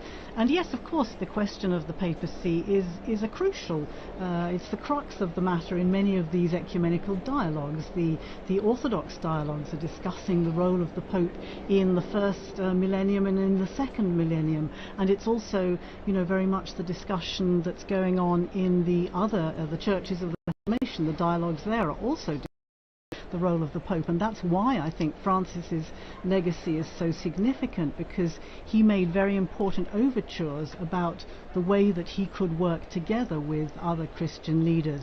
But of course we can't forget the encyclical Ut Unum Sint from Pope John Paul II back in, I think it was 1995, when he actually asked other Christian leaders to come forward with ideas, to make proposals as to how the role of the papacy could be accepted acceptable to other churches, to other Christian communions. And this is still very much a work that's ongoing. It sort of fell a little bit by the wayside during the previous decade or two, but it's very much front and center again.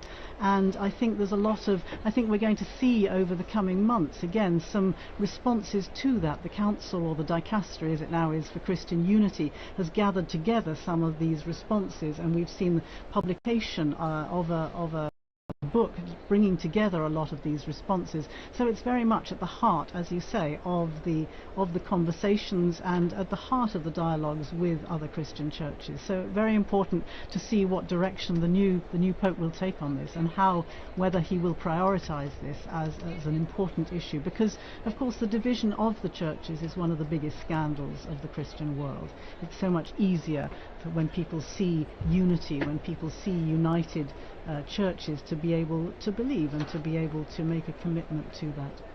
Thank you, Philippa. We've been talking with Philippa Hitchen, Don Prudlow, our guests, as we enter into this first hour of watching and waiting for the election of the new Pope. If you've just joined us, earlier this evening we saw the Cardinals enter into conclave, and now everybody, I think, kind of around the world is waiting to see the smoke rising from the Sistine Chapel. If you are just joining us, I'd like to offer you a very warm welcome.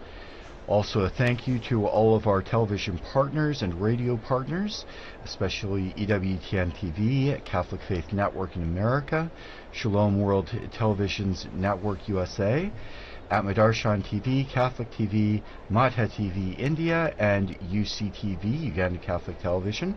Also radio partners Luminous Radio and Radio Katipunan in the Philippines. Welcome to all of you. My name is Christopher Wells, and I'm joined here with my colleague Linda Bordoni, and our guest. And our guests, our most prestigious guests, Philippa Hitchen and Professor Prudlow. But I do suggest a tiny musical break as we continue to watch the sunset.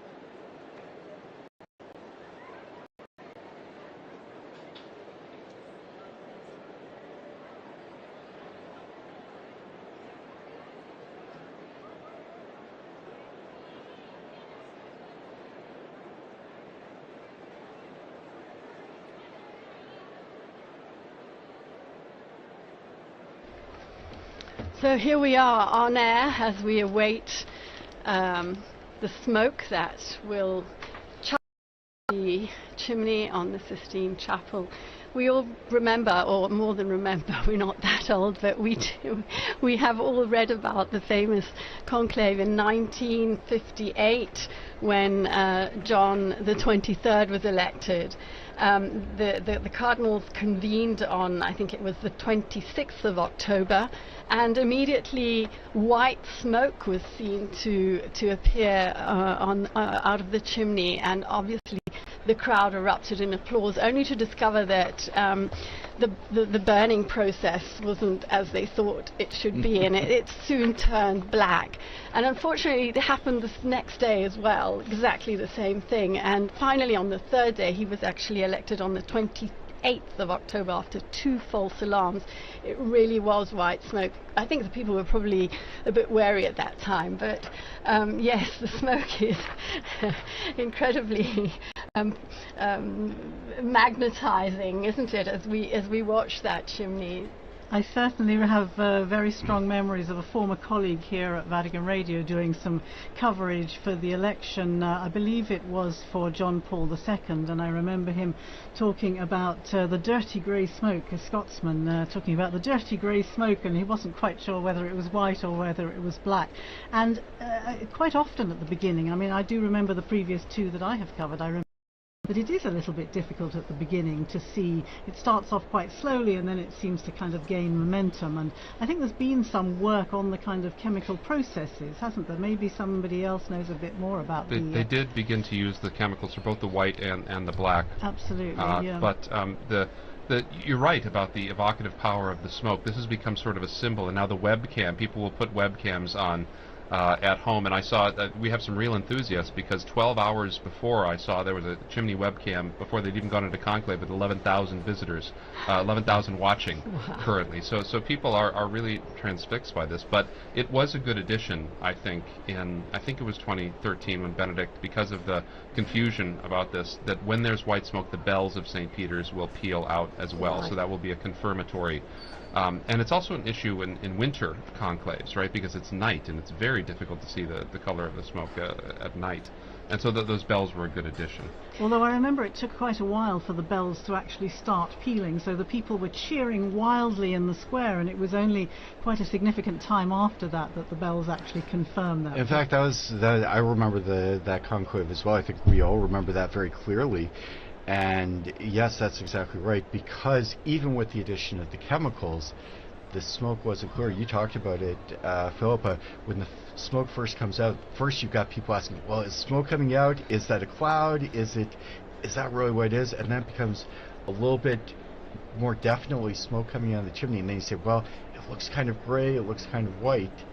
And they had told us here in the studio that they were going to ring the bells as soon as the smoke came out. And I think for the first election in decades, we had smoke that was pretty clearly white, but then the bells didn't ring the way they were supposed to for a long while. And this happens, right? I mean, you remember when Benedict was elected and Cardinals, and as soon as he said Habemus Papam, the band started playing. And he had to wait for about 15-20 seconds, and it was very awkward. But so we saw the beautiful, magnificent liturgical choreography today, that this is still an event that's run by human beings, and sometimes that these things can happen, and they lend a lot of great color to the history.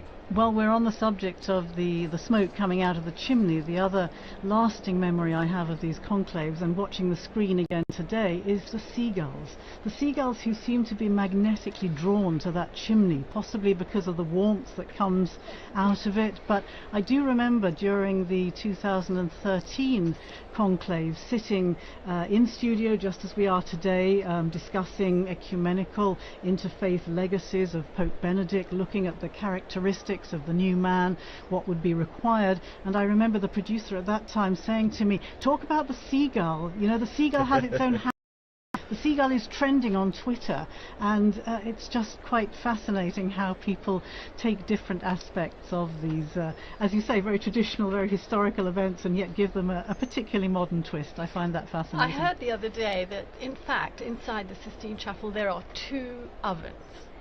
And that's because in the one oven they burn the ballots, in the other oven, they actually put the chemicals you were talking about, Professor Prudlow, which are the ones that will produce the right coloured smoke. We hope. We hope. Yes. There was one when they were still trying to. They were testing it. When were they? Do you remember when they were testing the chemicals in 2005 before the conclave? And they just the air, it just turned black. I mean, the entire sky above the Vatican was just black with smoke because they'd put in way too much of the chemical at that time. But I think it's interesting again how we've seen a lot of pictures recently, as you say, these two ovens in the Sistine Chapel before, you know, this veil of secrecy that on the one hand was so fascinating to people outside the confines of the Vatican, but on the other hand, people are equally fascinated now. They can see the process. We saw the workmen going in with the scaffolding and putting up the chimney and putting the ovens into place, and I think that's been very... Yeah, there's a beautiful video on Vatican News that shows the Room of Tears, which is the room where the Pope will receive his vestments and cry. It's time for prayer and crying at his new responsibilities. Before after he has accepted the what would we call it, the proclamation, because the cardinals ask the Pope whether he accepts or not, and so... And he can say no. He can say no, right. Anyway, please go and look at our video, because it shows that Room of Tears. It shows the 3 different sized vestments that have been made to fit whoever is elected. It shows... Well, after it was a little tight on Pope John the 23rd, they knew they had to have a range of sizes for the But interestingly, Pope. Linda, you were telling me that the traditional papal tailors that has been producing these vestments for so many decades, apparently there's been a change. Yes, there has been a change. So we all knew Gamarelli. I think we all bought socks at Gamarelli, the cardinal socks. This year it's Mancinelli, who apparently makes a bit of a more, a lighter textile, better for transpiration, more comfortable. So yes. In fact, we talked about all of the people inside the Vatican who help with the conclave. One of the people that's there is a tailor on hand. They have a small, medium, and large cassock, but they have someone right there so that when he puts it on, they can make adjustments so it's not overflowing, it's not too tight. They've got some room to breathe, so to speak. In the legend about John the 23rd, who was a portly Italian, famously from peasant stock, as they say, in Italy, and the story was that when he put on the extra large white cassock, it still wasn't big enough, and they had to open up the back of it and kind of tie it together like a hospital gown, obviously with his regular clothes underneath. But you know, there's some of the stories that we hear from the I noticed that hanging in the Room of Tears is the little red cape, which Pope Francis did not wear. He chose not to wear. He chose not to wear. Yeah, why did he choose not to wear that red cape? It was a gesture of he meant it as a gesture of humility, in the sense that he wanted to be seen as Francis, as Bishop of Rome, in a simplicity.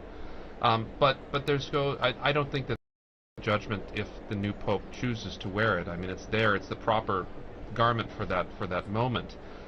There's nothing hieratic. It's just a particular garment for the papacy. And but when you say the tailors and those great videos that you had, it should remind us of the hundreds of people that work to put this together behind the scenes. All the Vaticanisti, all the people that work that they are so hard to make these things come off. The infirmarians, the people that prepare the food.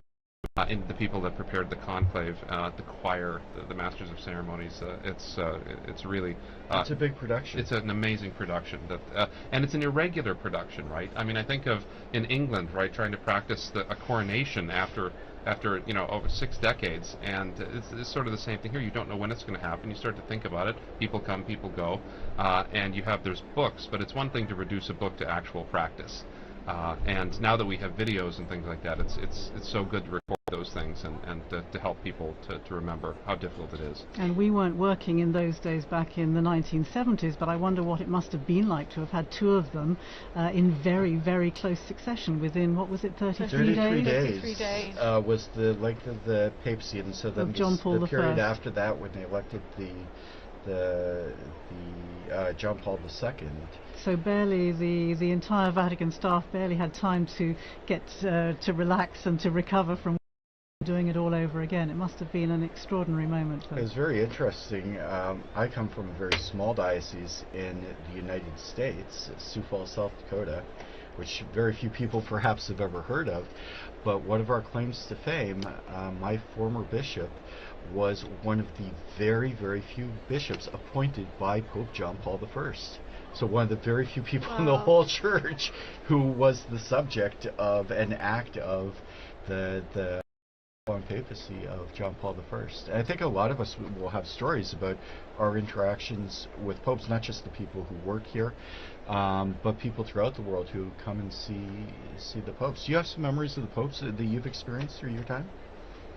Well, Pope Francis memorably invited all the Vatican staff. As far as I know, it was the first time for something like this, but he invited all of us to join him for the masses that he instigated in Santa Marta Chapel, where he chose to live rather than in the Apostolic Palace, and he began the tradition of giving a sermon every morning in the Santa Marta Chapel, and we were all invited to go along. So I think it was maybe a month or two after his inauguration, the inauguration of his papacy, that I was able to go along, and that to me was an extraordinary moment.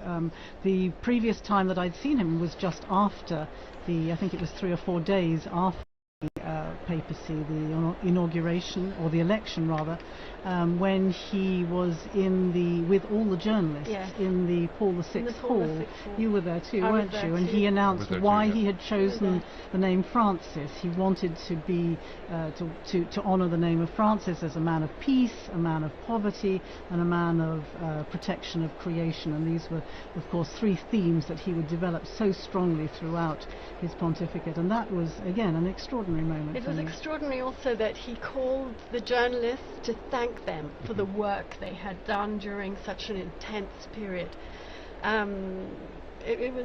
We didn't realize how moving that gratitude would be. I can't but help think of his very last public audience, was to thank the medics, the doctors and the staff at the hospital who had taken care of him.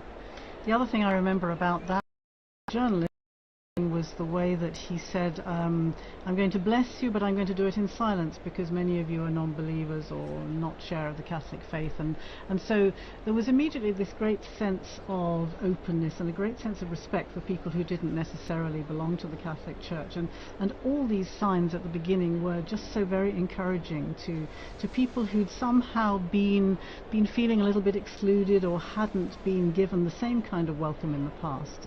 So these were very strong memories for me, and the Santa Marta was my opportunity to mention to him my interest in ecumenism and how I was at that time the warden of All Saints Church, Anglican Church here in Rome. And another important memory for me in that sense was that in 2016 I was able to welcome him because he became the first Pope to visit the Anglican Church in his own diocese of Rome. Of course, popes had visited Anglican Church.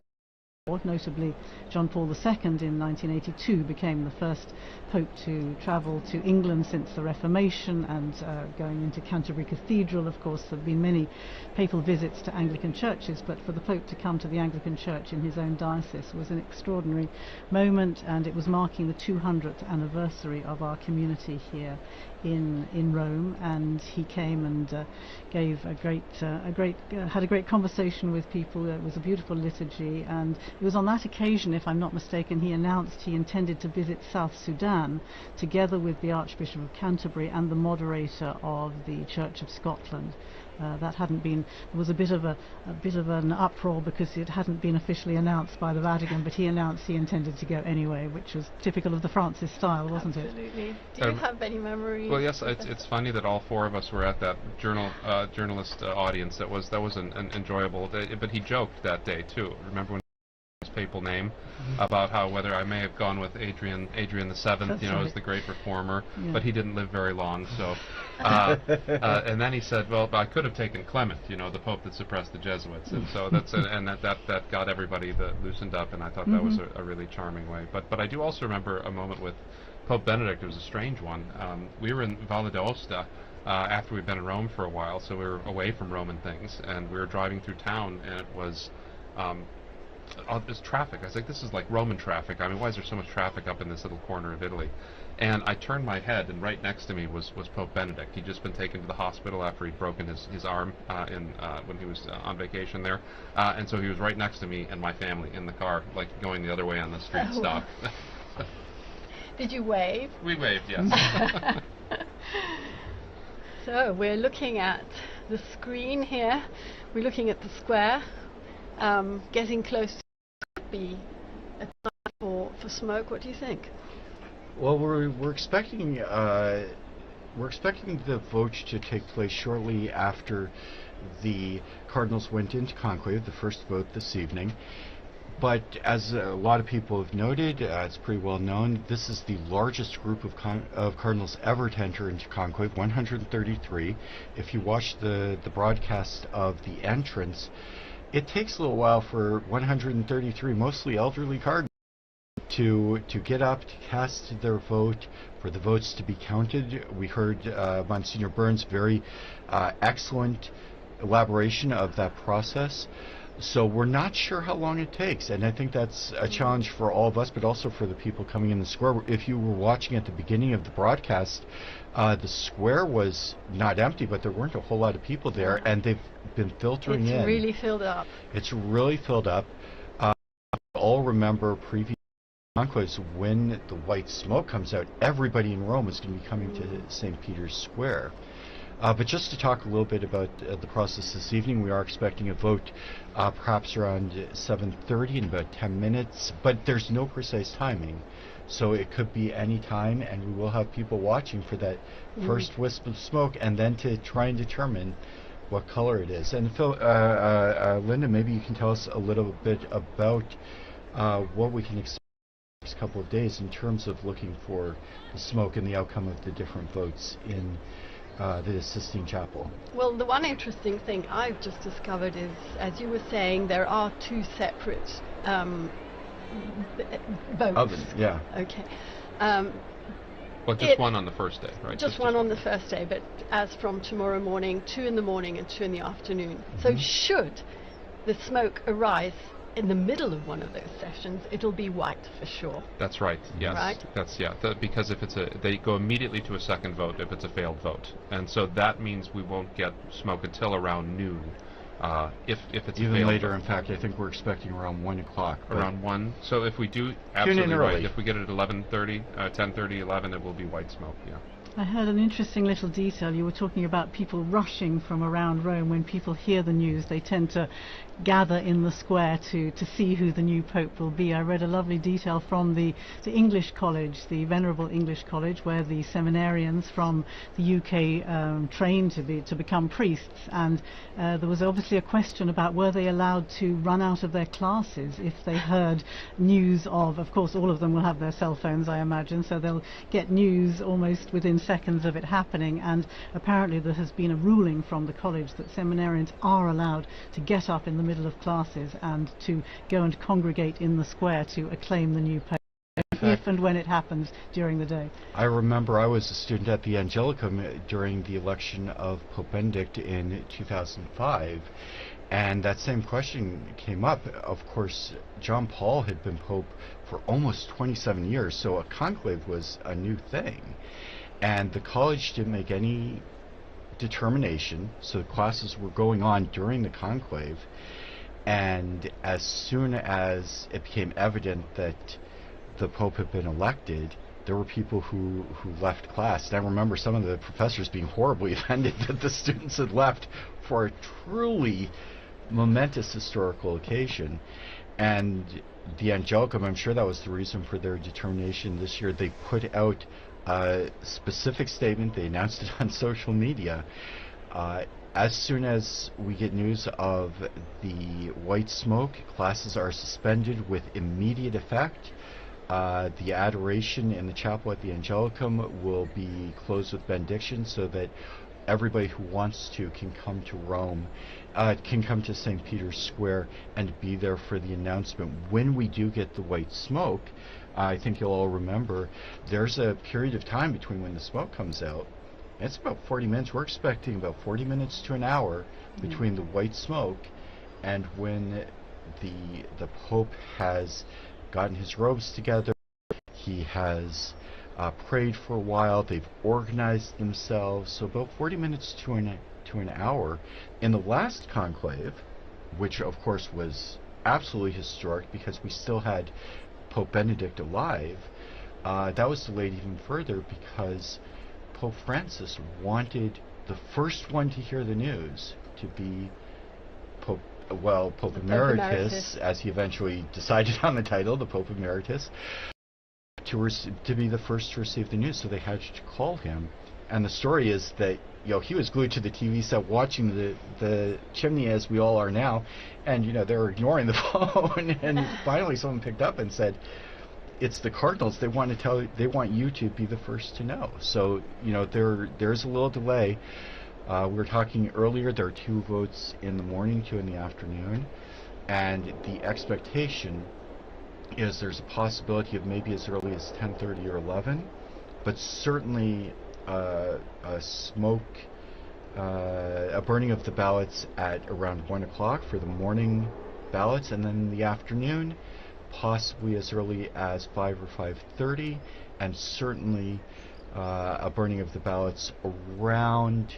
Tomorrow we're looking at perhaps as early as 7:30 for the second one. So if you go to our Vatican News website, see kind of a program that an idea of when you can tune in and get the latest news from the Meanwhile, conclave. I'm seeing there 30,000 people in the square at the moment. 30,000? 30,000. And that will increase until the smoke comes out. Yeah. But also, we haven't had an election on the third ballot. We haven't had an election on the second ballot. We have had an election on the third ballot, but not since 1939. And so both Francis and Benedict, I think, were elected on the fourth ballot. So that would mean the evening. Fourth, and Francis on the 5th. Although there was a little confusion, which came out subsequently, and as we heard from the oath, the popes can allow people to speak about some aspects of the conclave. That's entirely up to the new pope's discretion. And there was apparently an extra blank ballot added to the vote, so that when they counted all the ballots, they had to immediately vote because they want to make absolutely certain that there can be no question about the valid election of the Pope. We know historically that there have been some contested elections. Occasionally, yes. It's being a very important position. There's sometimes been 2 or even 3 claimants to the papacy. We haven't had that in about 600 years. But the last Pope before Benedict to resign, Gregory XII, was one of the 3 popes who they all were either deposed or resigned in order to have the election of Martin V, who restored the papacy to Rome, began the Renaissance here in the city, where we get so many of these beautiful buildings and so many of these beautiful traditions. So we've all been reading hard about what happens after the Pope steps out onto that balcony of blessings. I think it's called the loggia. It will be the protodeacon, right, will announce the Habemus Papam. Unless the protodeacon is elected, and then we'll know even quicker. Then we'll know even quicker. And he will give the formula in Latin. He will read the new Pope's name in Latin. Right. And then afterwards, the pontiff will step out, if I'm not mistaken. And that's what he has his first opportunity to introduce himself to the world. Philip, again, you were here. You made the announcement, as I recall, in studio of Pope Francis. But tell us your experience of that night when Pope Francis was elected, both here in the studio, but also as you were looking out at the crowds as they came to see the new Pope.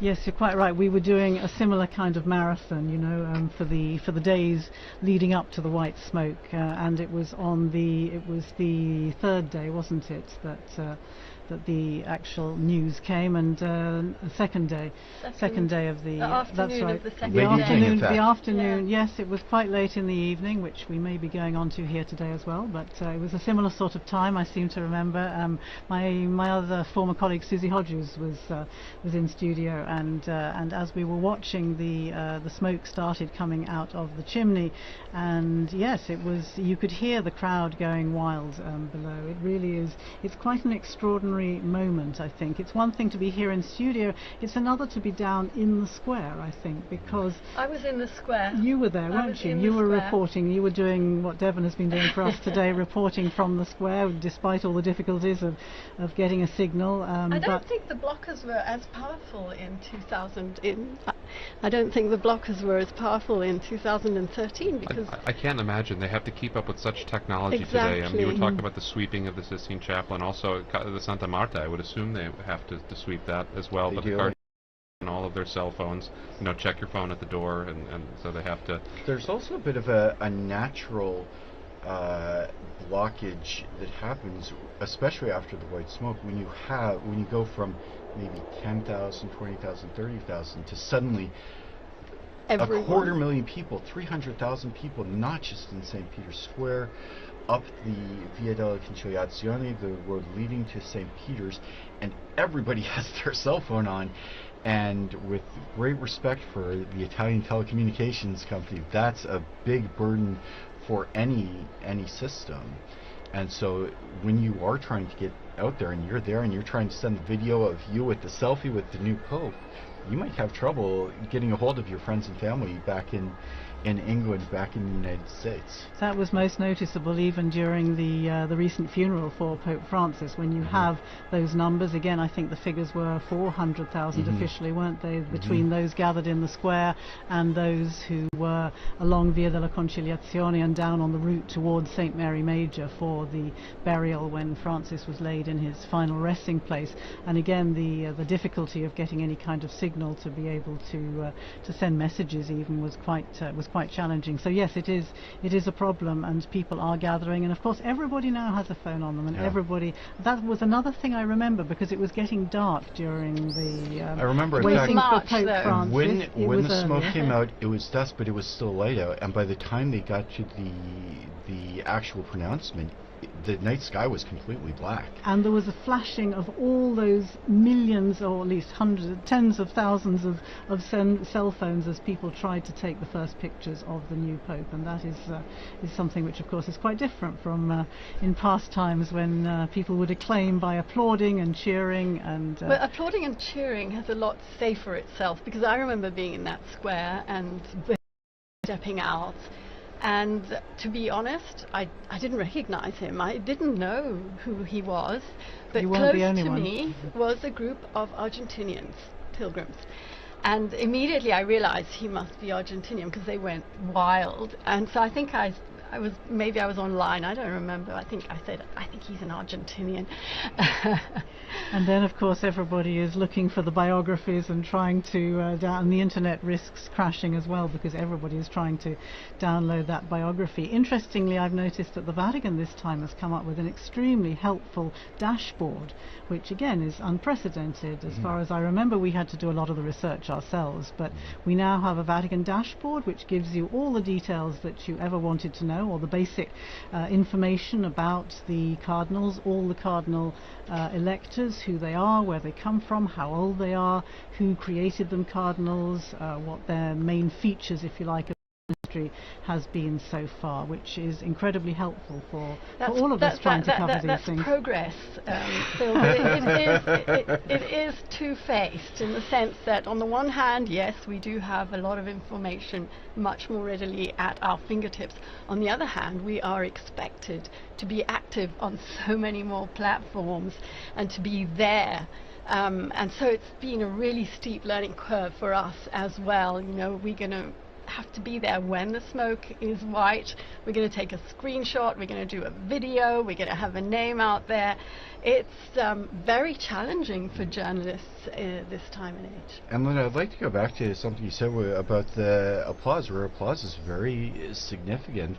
As you mentioned, Don, in the past, sometimes it was by acclaim, it was the voice of the people of the city of Rome.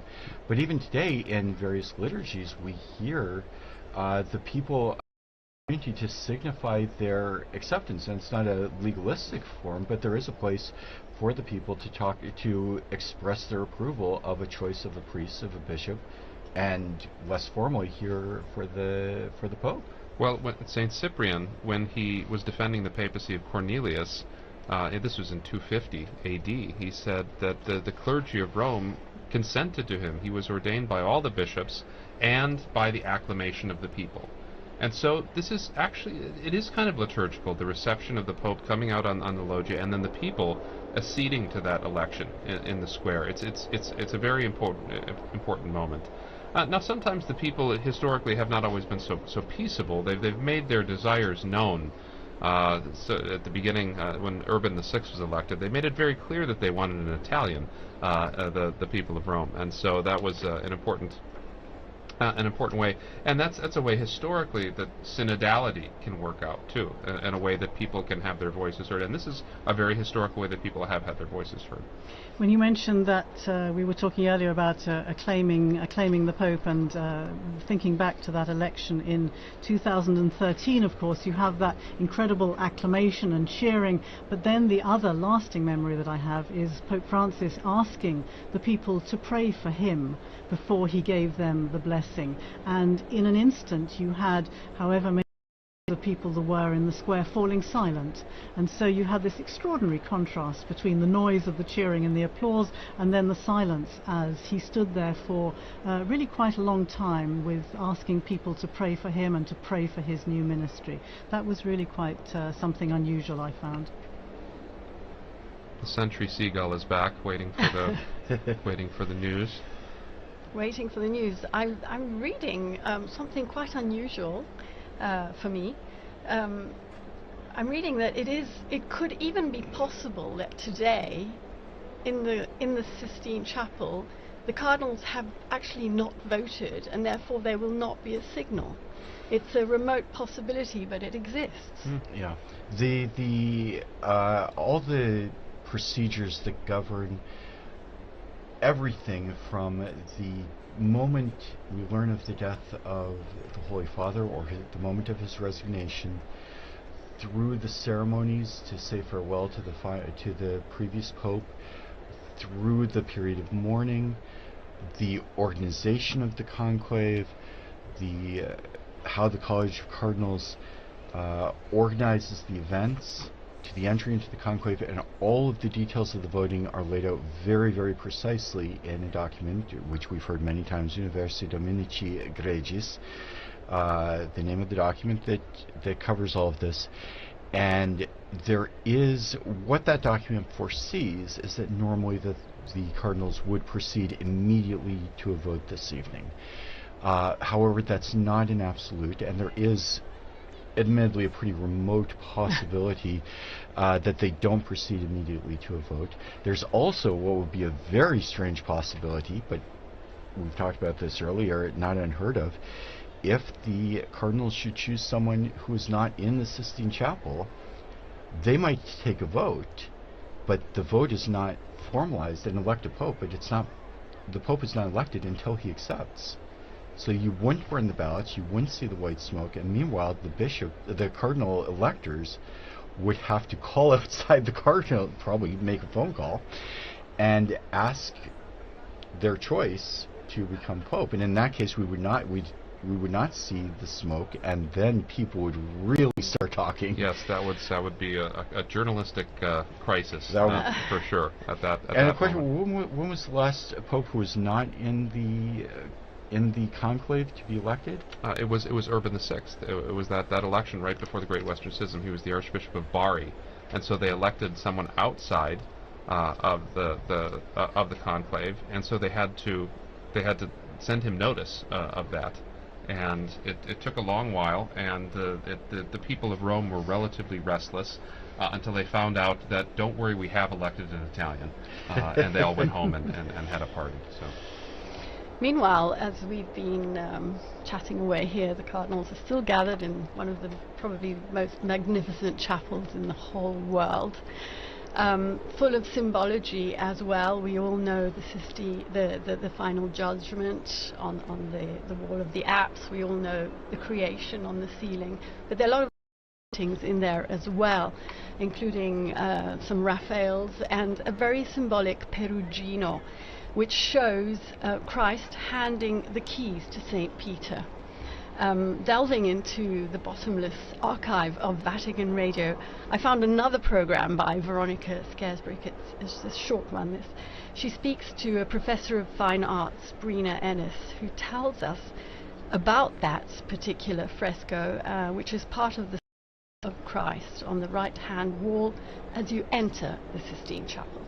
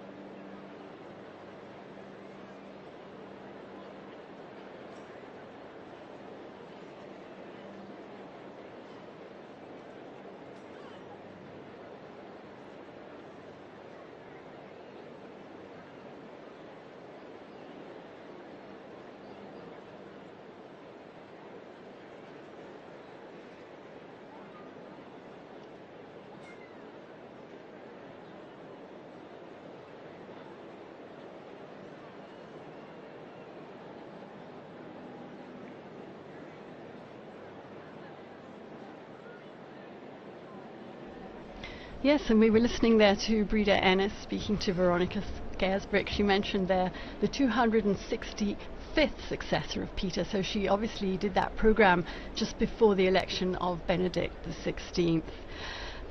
One element we haven't mentioned today, probably the most important, is the guidance of the Holy Spirit in this process.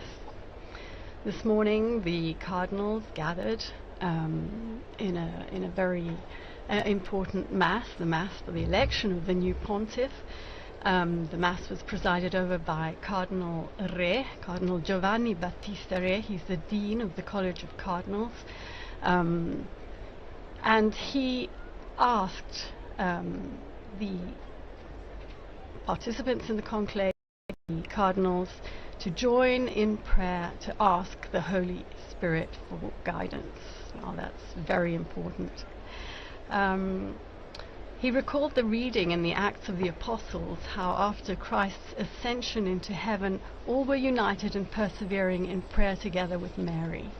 And the cardinal said that all gathered here today are praying together, as well as just a few hours before the start of the conclave, under the gaze of Our Lady beside the altar, in this basilica, he said, which rises above the tomb of the Apostle Peter.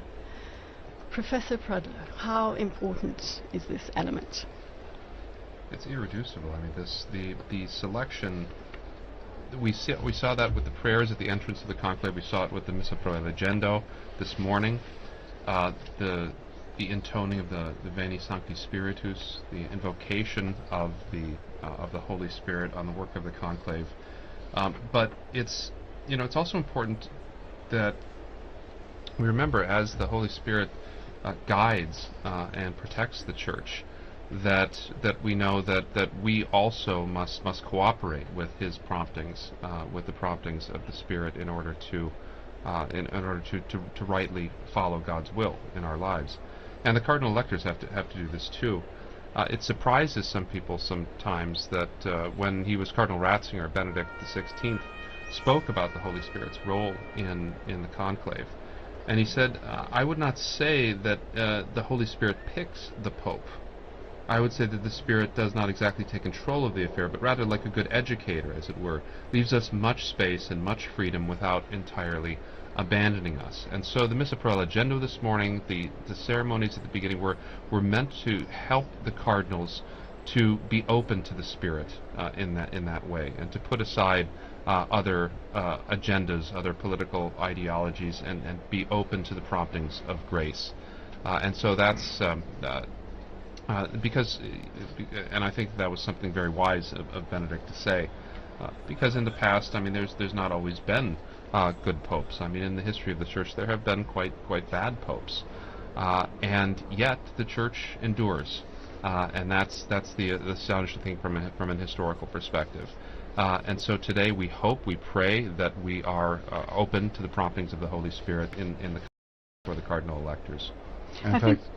I think it's particularly interesting that Mass is not just for the cardinals, but of course it's a Mass in St. Peter's Basilica, open to the public and to a lot of other people who want to come along and want to be part of that moment at the beginning. As you say, it's marking the beginning of the conclave, and to be actually part of that and to be able to pray together with the cardinal electors for the new Pope is an incredibly moving moment. And again, I noticed this morning there were a number of the ecumenical representatives here in Rome. We have a new Anglican bishop, Bishop Anthony, who is the new head of the Anglican Centre. We have the head of the Methodist Ecumenical Office, the Reformed churches, and they were there together with representatives from the Council, the Dicastery for Christian Unity, again praying together and gathered together with the cardinal electors, praying for a successful outcome to this conclave under the guidance, as you say, of the Holy Spirit. And that homily by Cardinal Re brings us back to the whole concept of unity as well, because he also reminded those present about the duty to maintain the unity of the Church on the path traced out by Christ. And he explained that unity is marked by profound communion in diversity, provided that full fidelity to the gospel is maintained.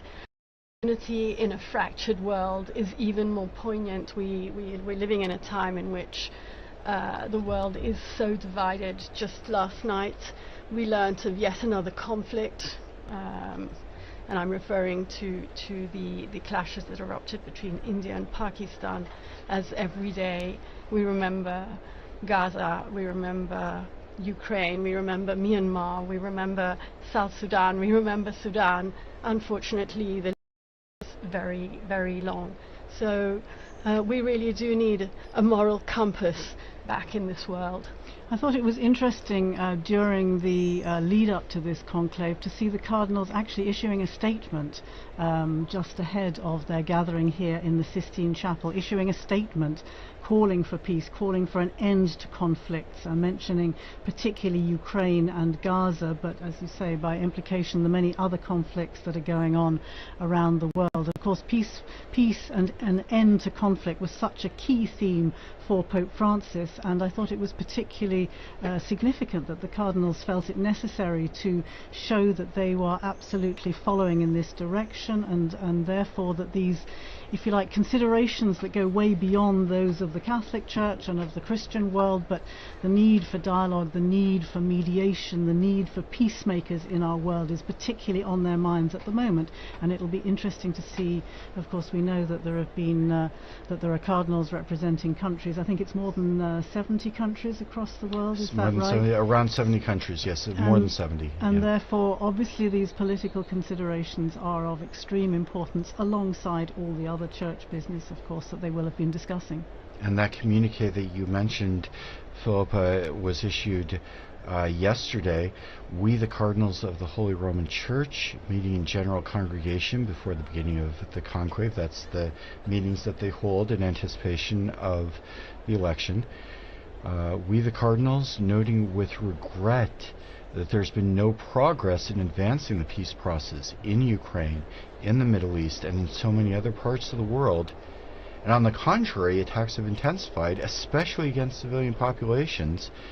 We Cardinals make a heartfelt appeal to all parties involved to reach a permanent ceasefire as soon as possible and to negotiate without preconditions, without further delay, the peace long desired by the peoples involved and by the entire world. And that was certainly a constant theme in Pope Francis' pontificate. Linda, just a moment ago when you were talking about all of those trouble spots throughout the world, all those places of conflict, it sounded just like our former Holy Father, where at his audience he'd constantly go through a litany almost of places that needed our prayers, where we needed peace.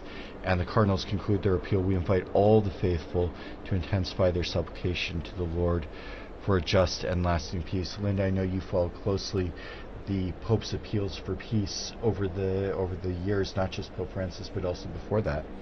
Yes, as you were speaking, my mind immediately went to an interview that our colleague in the Africa English section did immediately after the death of Pope Francis. He interviewed the Bishop of Juba in South Sudan, who said, "We have lost the only advocate we have on this world scenario. We have lost the only voice who brings our suffering to the international community whenever he can." You know, it's a huge, huge void. Who is going to speak for us? One of the historical titles is Pontifex Maximus, right? The Pope is meant to be the chief bridge builder, and the papacy has a unique spot on the world stage to be able to do that with its diplomatic corps, with its experience in this area. And I think back, Francis stands in a long line of popes who have been dedicated single-mindedly to peace. I think Benedict, one of the reasons Benedict chose that the name was Benedict XV, the great Pope of Peace in World War I. And I think of all of the appeals that Pius XII made during the devastation of World War II. And so the papacy is a beacon and needs to continue to be a beacon for these peacemaking movements in the world.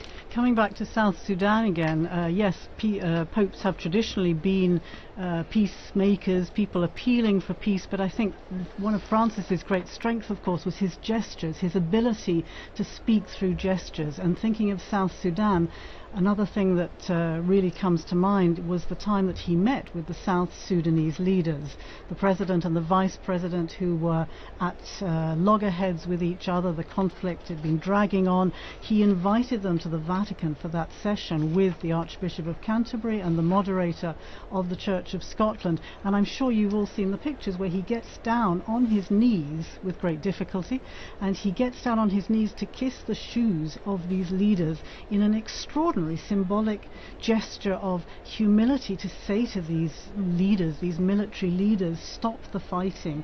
You've been elected to serve your people. And these are the gestures that I think sadly hasn't seemed to have been able to put an end to the war in that country, but very, very poignant and powerful gestures which will remain with us. And let's remember all the times the popes have gone to the United Nations. We'll never forget Jamais plus la guerre, Pope Paul VI, and then Pope John Paul II, and Pope Francis. They have all been to that incredible forum, of that family of nations, to say stop fighting, listen to the voice of the people. And as Pope Francis very famously wrote in his encyclical Laudato Si, heed the cry of the earth, heed the cry of the poor. It's an incredibly important role. And I think you mentioned Pope Paul's very heartfelt. You could see it on his face when he cried out, "Never again war, never again war." And I think every subsequent pope that's visited the United Nations has quoted him there. I'm not absolutely certain of that, but Don, you mentioned the unique place of the Catholic Church. The Church is present in just about every country in the world, so they have a stake in a lot of these conflicts. Some places the Church is very small. Mongolia has a community of a few thousand people. 1,500 Catholics. With the Cardinal, though. Right? But with the Cardinal, who we saw today. Is present throughout the world. It does have the diplomatic corps, and I know you've done some studies to the diplomatic corps. It's not just the Pope's gestures, which are very, very important. You mentioned the beautiful gesture of the Pope kneeling at the feet of the leaders, but there's also so much work that goes on in the background, which is animated and inspired by the Pope. That's where the Secretary of State, the nuncios, are really trying to carry out the background work of trying to make the Pope's appeals a concrete reality. One of the surprising things, people come to Rome, they find out it's a city with two sets of embassies, that there's embassies to the Republic of Italy and there's embassies to the Holy See. And the Holy See has diplomatic relations with an immense number of countries, including countries that are at utter loggerheads with one another. And so that in situations of war, in situations of conflict, nations can come to the Vatican and use the diplomatic service in order to exchange messages of peace, in order to exchange messages offering ceasefire. And so it's very important to remember the work of nuncios, of the special envoys. When the Pope sent Cardinal Zuppi to Ukraine as a special envoy for peace, that this is something the Catholic Church is very good at and can be a force for helping to establish lasting peace in these troubled areas. And as you said, Don, that's something that the Church can do, where you can speak with both parties as, if not exactly a neutral party, but at least something that's a little taking a step back, where you can't talk to one another, but you can talk to someone else. We saw that with the Second World War and some of the tremendous work of the Department of State. We also have seen with the Secretary of State, one of the big issues is the plight of displaced persons, and that was a big work of Vatican Radio in its early history. Linda Philippa, maybe you could speak about that role of the Holy See in the humanitarian work of the role of Vatican Radio in the humanitarian work of the Holy See. Well, I think you're probably referring to the Second World War, right? Especially, yes. When the radio started a service announcing the names of prisoners of war, in order that people could tune in and hear whether their husbands, their fathers, their brothers were in these prisons of war camps following the Second World War, and that was, as I say, way back after the Second World War. But of course, if you're talking about the plight of displaced people, then much more recently during this past decade, of course, we think of how significant an issue, I would say a top priority, this was for Pope Francis. Hard to forget that the first place he chose to visit after his election was the tiny island of Lampedusa down to the south of Italy here. Why? Because he wanted to remember all the people, all the many people who have lost their lives trying to flee their countries, trying to get to safety and security for their families, and losing their lives in the Mediterranean in these terrible flimsy boats that just capsize. And so these kind of, again, the image of him throwing that those flowers into the wreaths of flowers into the sea from the boat to remember the people who'd lost their lives. Speaking with other migrants who had successfully arrived in Lampedusa on that first visit, it was a theme that he started out that way, and he continued to do that all the way through his pontificate, to remember migrants and refugees and people seeking peace, seeking safety, seeking decent standards of living. It really was a top priority for him, I think. And he did that in the company of the ecumenical patriarch, if I'm not mistaken. I think Bartholomew was on that boat with him. Bartholomew went to the refugee camp in Lesbos. Right, I think you're thinking of the time he visited there when he went on a trip to Greece, and he travelled there with, yes, Patriarch Bartholomew, for whom also this is a priority. And it was, again, a moving occasion to talk to many of these men, women and children who had risked everything to cross the sea to try and get to safety. And yeah, meeting with refugees in the camp there was another very significant moment. But also here in the Vatican, you remember, he invited families, he had families come over here with the help of the St. Egidio community. The Humanitarian Corridors program. There was an awful lot of work went on together with the Dicastery for Integral Human Development and the Refugee Department there, and all the work that's been done, particularly during this past decade, I would say, is extremely significant. Meanwhile, I'm seeing here on the chat that's adjourning us is that the people in the square are clapping their hands in an attempt to get the Cardinals to hurry up with the voting process. We're going to have an Urban VI situation. Oh. They've been in there for a couple of hours now, haven't they? They have been, yeah, they've been waiting out there. Maybe we can take a short musical break. Mm-hmm.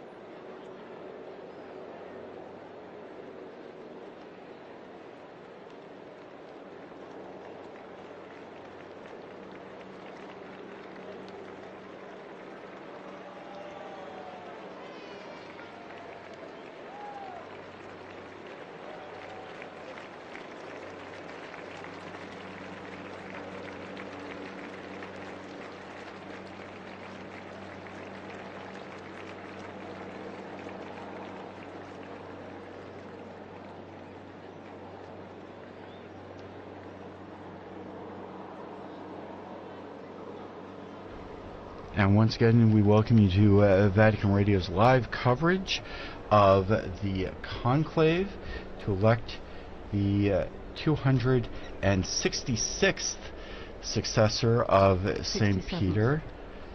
267th Pope, 266th successor, I think is last count. But that's actually an interesting point because the official list of popes has changed numerous times over the years. And in fact, there was a change in the 20th with different popes who had traditionally been counted as popes suddenly struck from the list, and perhaps some other clarification from historical scholars. Well, so you have things like Benedict IX, who was pope 3 different times, and then John the 20th that didn't quite make the list eventually, and so they had to skip one. And so the list of popes does, when historians look at these things and they get more details and they get more ideas, the Church will decide whether or not that this person was a legitimate Roman pontiff or not. Because this is an important question. This is a Catholic fact. We have to know who is the Pope. We have to know because Christ promised this to His Church, and so it's critical that we know who and what are. But so sometimes in the dim recesses of history where we have too few records, it's difficult to say for sure. I'm not a historian myself, but of course the medallions in the great Basilica of St. Mary Major that contain the images. Now that's St. Paul's Basilica outside the walls. St. Paul's outside the walls, yes, you're right. Yeah. But presumably the number up on the wall there is what we consider to be the official tally, is that right? Not quite, in fact, because at least a few anti-popes are up in medallions, including my personal favorite, at one time considered a pope, now considered an anti-pope, Pope Christopher, the one and only. He's one of them that they struck from the list due to the rather odd circumstances, untoward circumstances regarding an election of his accession. Well, if you are just joining us, we are entering the third hour of our coverage of the Conclave. We are anxiously awaiting smoke to appear from the chimney in above the Sistine Chapel. That's still not happening. As we heard just a little while ago, the crowds that have now gathered in St. Peter's Square are getting a little enthusiastic in their expectation of the Pope.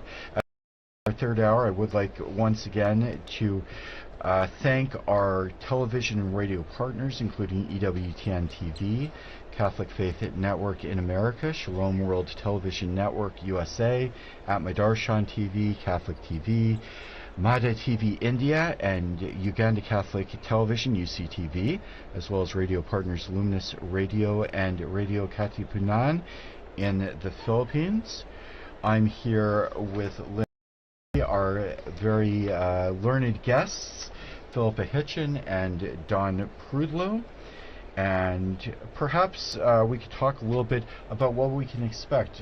Some of us have been listening to our broadcast now for a couple of hours and maybe wondering what's happening and what's going on right at the moment. Well, I think they're getting ready to burn the ballots. Meantime, another thing we've all been chatting about in the run-up is what name will Pontiff choose, because it's a long-standing tradition that the baptismal name is changed, but it hasn't always been so, if I'm not mistaken. But we do know that the first act of the new Pope, immediately after accepting his canonical election as the Supreme Pontiff and before fulfilling other obligations, is the choice of his name. And this name is announced famously on the loggia by the Cardinal Protodeacon after the famous formula Habemus Papam, followed by the Pope's baptismal name in Latin. So Francis was the first Francis. I remember we were going, we're going to call him Francis the First, and we were told, no, it's just Francis, he is the first. But it's an old custom that apparently emerged as early as the first millennium of Christianity, and I'm reading here, Professor, because it's 1,500 years old, so it is a pretty well-established custom. And can you tell us anything about the popularity of certain names, why they became so much more popular than others, why Francis perhaps was never chosen until this last pontificate? Well, there have been a series of quite traditional names. I mean, there's a good list with 266 popes to choose from. There's good, and it ties people back into continuity with the past. Benedict, naming himself after Saint Benedict, and after Pope Benedict XV, the Pope of Peace. I tend to think Pope Benedict XIV, the great scholar pope as well, that he tied himself to. But and then you had the innovation of John Paul, right, having the two papal names. And he will be, if there ever is another Francis, he will have to be Francis I. I mean, he doesn't have any choice. He will be Francis I. He will have to be Francis. If there's a Francis II, there's going to have to. Yeah, he'd have to be retroactively promoted to Francis I. But this is a great moment, because it's the first time that we can get an insight into the mind of the new pope when they have this name. So, for instance, if, as a lot of people think, the new pope may choose the name Leo, we know that that's probably in line with Leo's great work with social justice, with Catholic social teaching, but also, hopefully, Leo's great work with Catholic academics as well. But how many Leos have there been? Well, he would be Leo the 14th. So there would be Leo the 14th. But John, you'd have John would be a popular one. Paul would be a popular one, or John Paul III even. But all those will have nuances, right? They'll all have meanings that the Pope will be able to tell us, and we won't be able to exhaust them. I mean, they're suggestive, right? We'll see. Well, that's an interesting name. And the commentators will be out in force to explain exactly why the Pope chose that particular name. We've seen there's certainly a tradition of choosing names from immediate or close predecessors. There has been, and Benedict sort of broke that, and that was interesting. And I think that's because we had John Paul and then John Paul. I think that was good to break off from that a little bit. But you're right, they go up and down in popularity. I doubt that we'll get a Sixtus VI. I think that we may have ended that line. We haven't had many Pauls. We haven't had many Pauls, right? There's been a lot more Johns than Pauls. But that's definitely a possibility. That's not. But then you have these strange names from early in papal history, right? Like Conan or Lando, and those are likely going to continue to stay in abeyance. But a name like Innocent or Clement, right? These were immensely popular in the 17th and 18th century. And they tied them back to those great histories with those names too. I mean, John's was kind of a surprise, because there had not been very many creditable Johns in papal history, and so it was kind of a surprise, particularly. And there was controversy even about his numbering, because one of the anti-popes of Avignon was John the 23rd. There's actually an anti-pope, John the 23rd, buried in Florence, so that was confusing as well.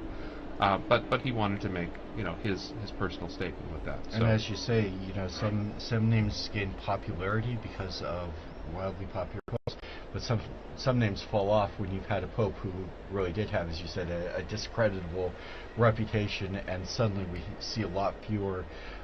One of perhaps the most famous bad popes, Alexander VI, and we did have a successor, but afterwards the name just kind of fell into disuse for now since several hundred years. Right, that's right. But this, I mean, there was very good Alexanders in history as well. As well, some not so good Alexanders.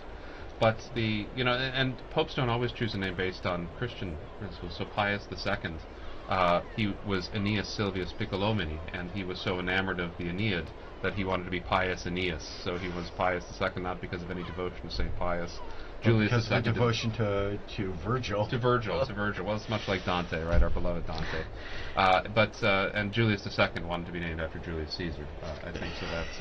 So that worked. But there were both Piuses after Pius II and Juliuses after Julius II. So having had so many Italian popes, of course, throughout history, all selecting from perhaps what you're talking about, some of the traditional names, I'm wondering what a difference it might make having cardinals from these 70 different countries, and if perhaps we should have a pope from Africa or Asia or again Latin America, wondering what difference that might make in the selection of a name. That would be interesting, because we have had Greek popes and Syriac popes and African popes. The great Pope Gelasius was North African. and Pope Zephyrinus was Syrian. There was a period in the 8th century where we had almost all Greek and Syrian popes. And so looking back to that history would be instructive as well. I mean, to the persecuted Christians of the Middle East or of North Africa, it could point to that and still be rooted in the Church's history as well. You certainly need a historian on hand, don't you, to help you make this selection. I can see that you're never going to be out of a job. They've never let historians into the Conclave. There's no on-call historian, so maybe. And how important is it that a pope be proficient in Latin? Well, I think it's critical as the patriarch of the West and as the head of the Latin Rite of the Catholic Church. I mean, it's pretty critical. And you saw, I mean, when you have these big international events, you notice that the entire thing was conducted in Latin for these cardinals, and it helps in a certain sense to decenter any particular ethnicity or linguistic group that provides something of that common unity that when the liturgy used to be in one language, that did provide that commonality throughout the world, but still today provides it at these really critical moments, so that when all Christians come together in Rome to celebrate Mass with the Pope, that they can sing the Pater Noster in one language, and so I think that's a wonderful thing. So it's pretty critical that he knows. The new Pope will have to know Italian too, since Italian has become the lingua franca of the Holy See. It was very interesting during the broadcast prior to this one when we watched the Cardinals going into Conclave, and there was a long moment where each of the Cardinals swore to uphold the oath. The full oath was read by Cardinal Parolin, and then each successive cardinal said, "I personally swear to abide by this with my hands on the Gospels." But all of them made that oath in Latin. And if you were watching on the video, you saw they had a cheat sheet in front of them with the precise phrase. What was really fascinating, you saw Latin cardinals, but you also saw cardinals from Eastern churches from all over the world, and each of them was pronouncing the exact same words in Latin in their own language. And I thought that was one of the most moving parts of the ceremony, where you'd hear an American perhaps with a bit of an Irish accent, and you'd hear a Japanese cardinal or an African cardinal, or cardinals from all over the world. Mm-hmm. I heard Stephen Brislin with his South African accent. For those of you, I mean, we all remember Pope Benedict pronouncing his Latin with a very strong German accent, which I found very endearing. So it really does offer a kind of point of unity where it's not a living language that's going to be privileged, but it's a language that everybody can kind of have a share in.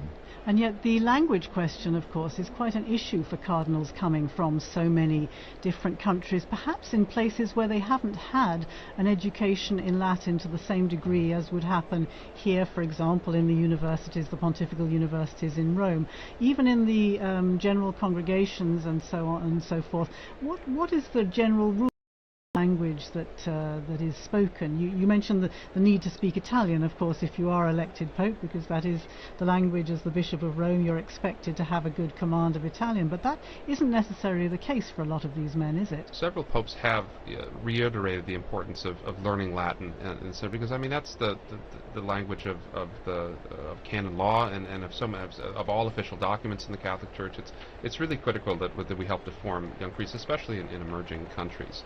But then we also expect them, like you said, we expect them to learn Italian too, and so this is also extremely difficult for particularly non-Mediterranean, non-Western people, and so a privileging of Latin would sort of decenter Italian in that way a little bit. You would still have to learn Italian, but you'd have this more focused on that universal language. And that's been an interesting question. Up until not very long ago, most of the would have had some common language, maybe not knowing Latin very well, but having a little bit so that they could at least talk to one another.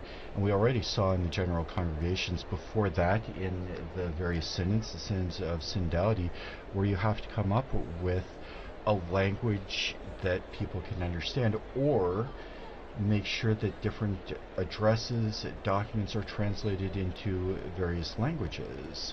For a long time, the cardinals would have been largely well educated, and or when I say well, not good, but in the sense of had a lot of education and maybe could talk to one another. One of the things they've talked about with this conclave, with 133 different cardinals, not all of them speak Italian, not all of them speak English or Spanish, which are somewhat common languages, but they're in a room where if they want to talk to one another, there are some limitations as to their ability to communicate. And that and we see it with synodality too, right? We often get shunted off into language groups, right? Which is sort of defeating the purpose of the whole idea. I mean, just it's difficult for us to conceive of, say, but Vatican II, to think back to Vatican II, and that the entire thing for 4 years was conducted in Latin, with everyone having an equal voice and able to discuss with one another in that. Now, it's possible that new translation software and things can come and make a difference like this, but having that common tongue has been something that's been very important to the Western world. That would be an interesting technological change if in some future conclave they're all issued a universal communicator to translate on the spot, and then you don't have to worry about translators coming in and violating. And I think about that ecumenically too, because I mean the use of Latin transcended the boundaries of the Catholic Church for so many centuries. In Europe, it was the common diplomatic language. It was the language. There's a famous exchange between C.S. Lewis and an Italian priest. Neither of them spoke the other's language, so they wrote each other letters in Latin. And so that is one of those commonalities too that we all share. Yeah. And we're still waiting for the even the seagulls. Even the seagull has given up. Yeah. I'm hearing it's getting chilly out there as well. And one of the things that we can expect that at least some of the cardinals probably have in mind what effect this is having on people outside. I would think, yes. Could be a good sign because, or it could be just that they're waiting to burn the ballots. Who knows? But they should, because it's just one ballot, that they wouldn't have to wait after the scrutiny is done. But as you were saying earlier, I think, Chris, this is going to affect timings, isn't it? I'm imagining not just today, but we start again tomorrow morning. Just give us a recap of the times that are expected. The Cardinals gather again at 9 o'clock in the morning, is that right? Inside the Sistine Chapel? They begin with Mass and prayer. The actual voting is largely, as we've said, it's not a point. The conclave is not a place where people are going to get up and give campaign speeches, or much speeches at all. I've heard many cardinals talk about conclaves as more like a retreat than anything else, and when they come into the Sistine Chapel and do the vote, that's all they do. So what we've been kind of expecting, it's very imprecise, as we're seeing even as we speak, we're kind of expecting the first vote to take place and maybe be finished up by 10:30 or 11 o'clock in the morning. If there's a positive outcome, we would see the white smoke then. If not, proceed immediately to a second vote, which is then going to take another hour, an hour, or an hour and a half. And at the conclusion of that vote, they will burn ballots from both of the previous scrutinies. So then we could see or white smoke. The kind of general feeling and general ideas that might happen around 1 o'clock each day. Yeah, and let's remember that this service that we are providing is not just in English, of course. Being Vatican Radio, it's in 7 languages, the live service that we are doing now, but the other languages will also be broadcasting, so it's going out in a lot of languages as we speak, and of course everything is on our website, on our social media, on Twitter, and not just spoken languages, and not just spoken languages, the sign languages, in various sign languages. There's the Italian sign language, the American sign language, and I'm here. We have Devon on the line. He's still in the square. Devon, hello, hi, good.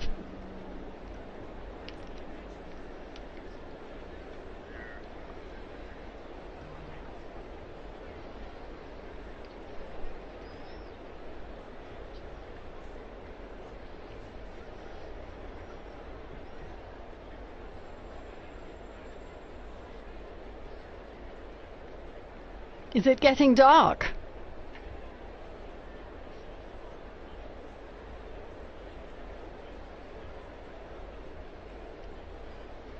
We're all wondering what's going to happen. We've the two and a half hours since the beginning of this commentary, and so yes, the seagull appears to have also left its position next to the chimney. Perhaps also growing impatient.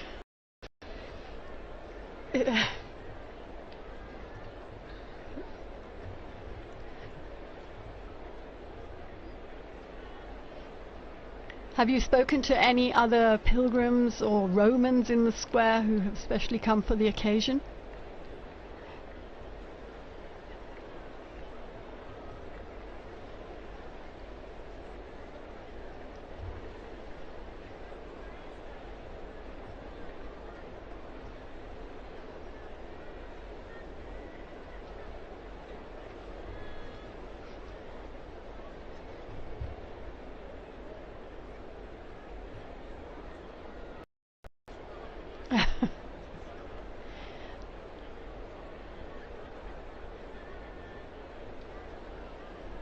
Absolutely.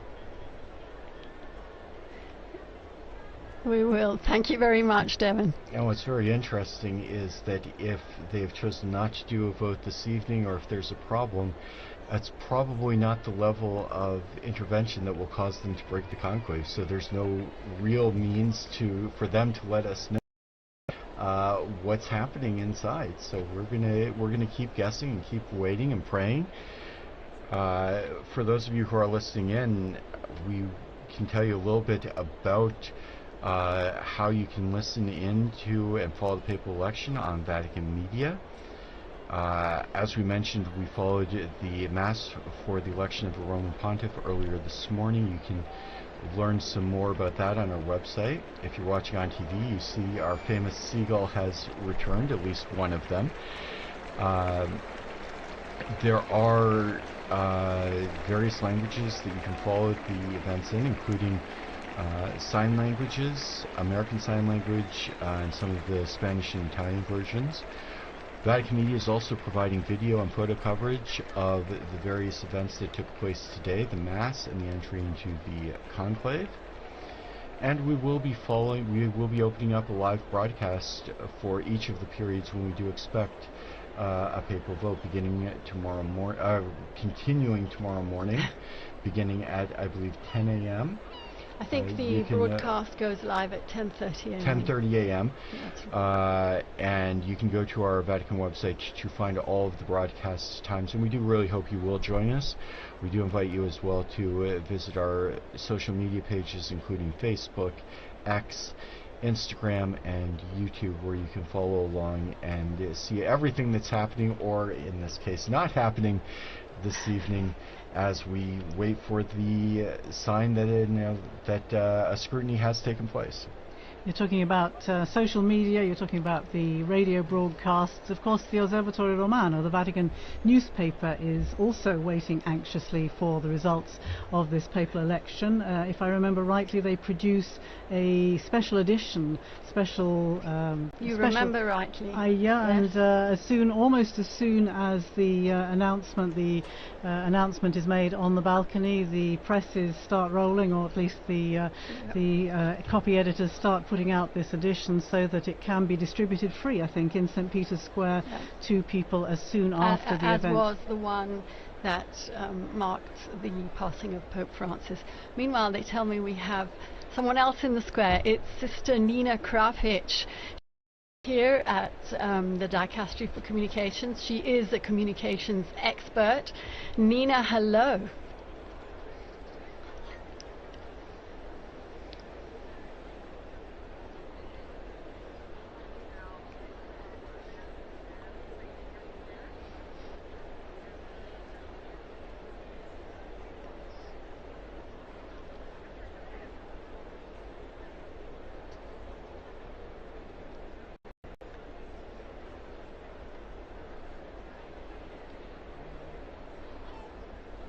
It's your first conclave, isn't it, Nina?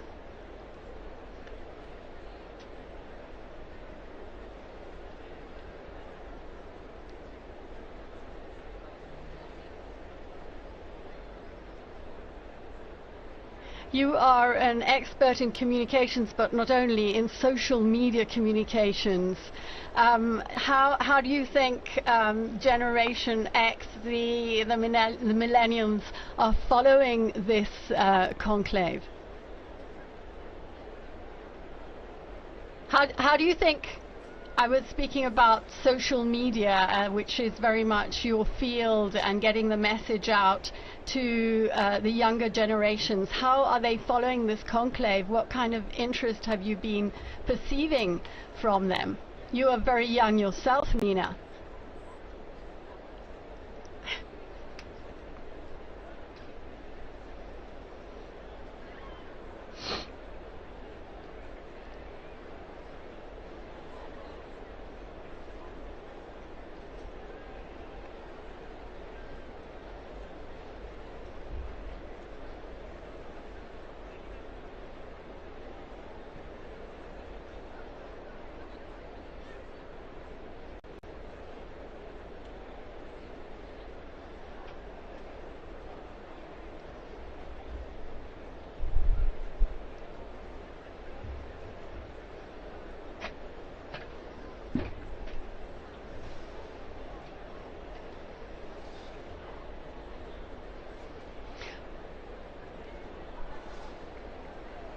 Well, you know how we knew that you were there, Nina? Leo, my son Leo, saw you on Instagram in the square.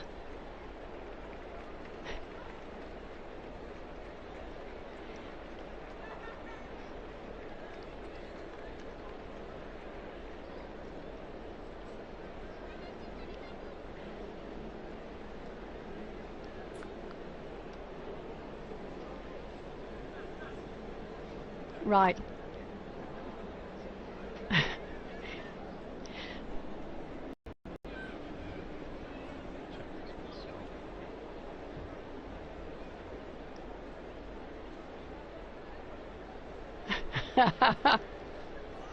A chimney and a seagull, yes.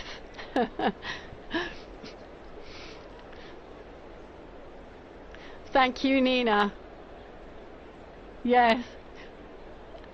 We'll be speaking to you again. Yeah, absolutely. Okay. Thank you. Bye-bye. Bye-bye.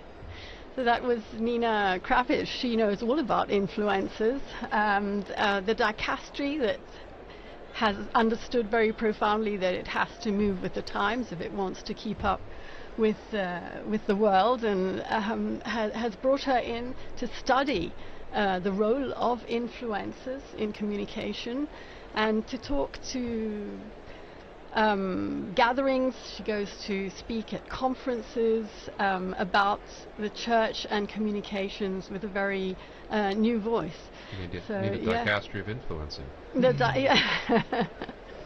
Interesting, though, that what we think of as the generation that likes everything instantly, that people should be standing there for an hour and a half, 2.5 hours now, watching a chimney without anything happening at all. So quite a turnout for the books, and interesting to see the reaction. Will people not be so interested over the coming days, or will that simply increase the tension and increase the interest?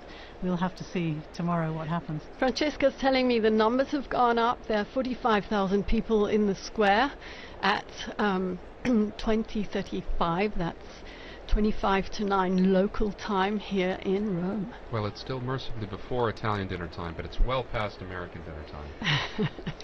You were giving us the timeline, Chris, earlier on. Tomorrow in the morning, as you say, the Cardinals go in. They have 2 votes in the morning. Then they break for lunch, don't they? They do have a break in the afternoon. They will, after the second vote, if the first vote is not conclusive, they'll go immediately to the second vote. Then they do have some time. They'll have their lunch. There will be more prayers. Of course, each session of the voting in the Sistine Chapel is marked by prayer, especially to the Holy Spirit. We can take a look at some of the prayers that we saw today for the opening of the conclave. And then the expectation is, Don was just talking about Roman meal times, but time for a long lunch or a nap, and then they'll be back in the Sistine Chapel. Always in the seclusion of Santa Marta. Always in the seclusion of Santa Marta. I was struck, we've mentioned a couple of times, the movie The Conclave, and we've all seen various parts of the Conclave, and I noticed a lot of the sets bear zero resemblance whatsoever to the places they're purporting to be. But going back to the schedule, we will have to have a vote in the afternoon. That's what's provided for in Universi Dominici Gregis. We'll begin coverage around 4 in the afternoon Rome time. And if there is a successful vote, we'll see the white smoke. Otherwise, we'll have to wait for a few more hours, and possibly the first smoke we might see in the afternoon in coming days might be around 5:30 or 6. Later, if it does go to a second ballot, we will see smoke of some sort, hopefully, around 7 or 7:30 is the expectation. But as we talked about, there was I'm getting news about that. Apparently the last time there was not a vote, so there was no smoke during the session, was in 1941. But they're also pointing out... There wouldn't have been, right? Because there wasn't a conclave that year. Ooh, wow. So that was to be expected. So that was not a good information I get here. Because they also point out there were far fewer cardinals in that conclave, but as you say, no conclave in 1941. Maybe they meant 1939. We'll have to check that. Check on that again. And still nothing. It still looks quite light out there. And of course, the cameras are pointing out towards the west, so the last shreds of daylight will be seen from the perspective that we're looking at the chimney. Whereas if you, for those in the square, if they turn around and look out, they'll see that the light is dying out. We can see out the window here, sky's growing pretty dark in the other direction, and we might have a situation where it does become difficult to see the smoke or tell what color it is. In which case we would be waiting for the bells again, as we were mentioning earlier, if it's a successful vote. Otherwise people will be craning their necks to see what they can see from the square. But meanwhile, it might be a good opportunity to talk about one of the unique features of this conclave. For, as we've mentioned earlier, there are 133 cardinals who entered into the conclave. That's the largest number of cardinals ever. And there was actually a little bit of a discrepancy in the law and the procedures governing the conclave, because Paul VI in 1975 had introduced that the maximum number of cardinal electors would not be more than 120. Don, maybe you could tell us a little bit about the history of the numbers of electors, maybe even going back a little further. The question of the maiden elector was a very contentious issue, and when popes would make new cardinals to influence perhaps the conclaves, this was a big point of contention with the college at times. Yes. Absolutely. So the origins of as you know, there are 3 levels of cardinals. There's cardinal bishops, there's cardinal priests, and cardinal deacons. And originally, there are 6 cardinal bishops of the Suburbicarian sees. He's like Frascati and Ostia. Ostia is the senior bishop on the see. There were 35 cardinal priests. Cardinal priests were drawn from the original tituli, the early parishes of the city of Rome.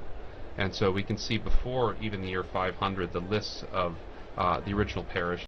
And they would be given the title to these parishes. And there were 14 cardinal deacons. The city was divided into 14 different districts based on the needs of the faithful. And so as time went on, this number was fixed at 70. But during the early modern period, the church had grown so much and worldwide that 70 wasn't enough to give a decent representation for the church anymore. And so during the after Vatican II, the number was increased to 120.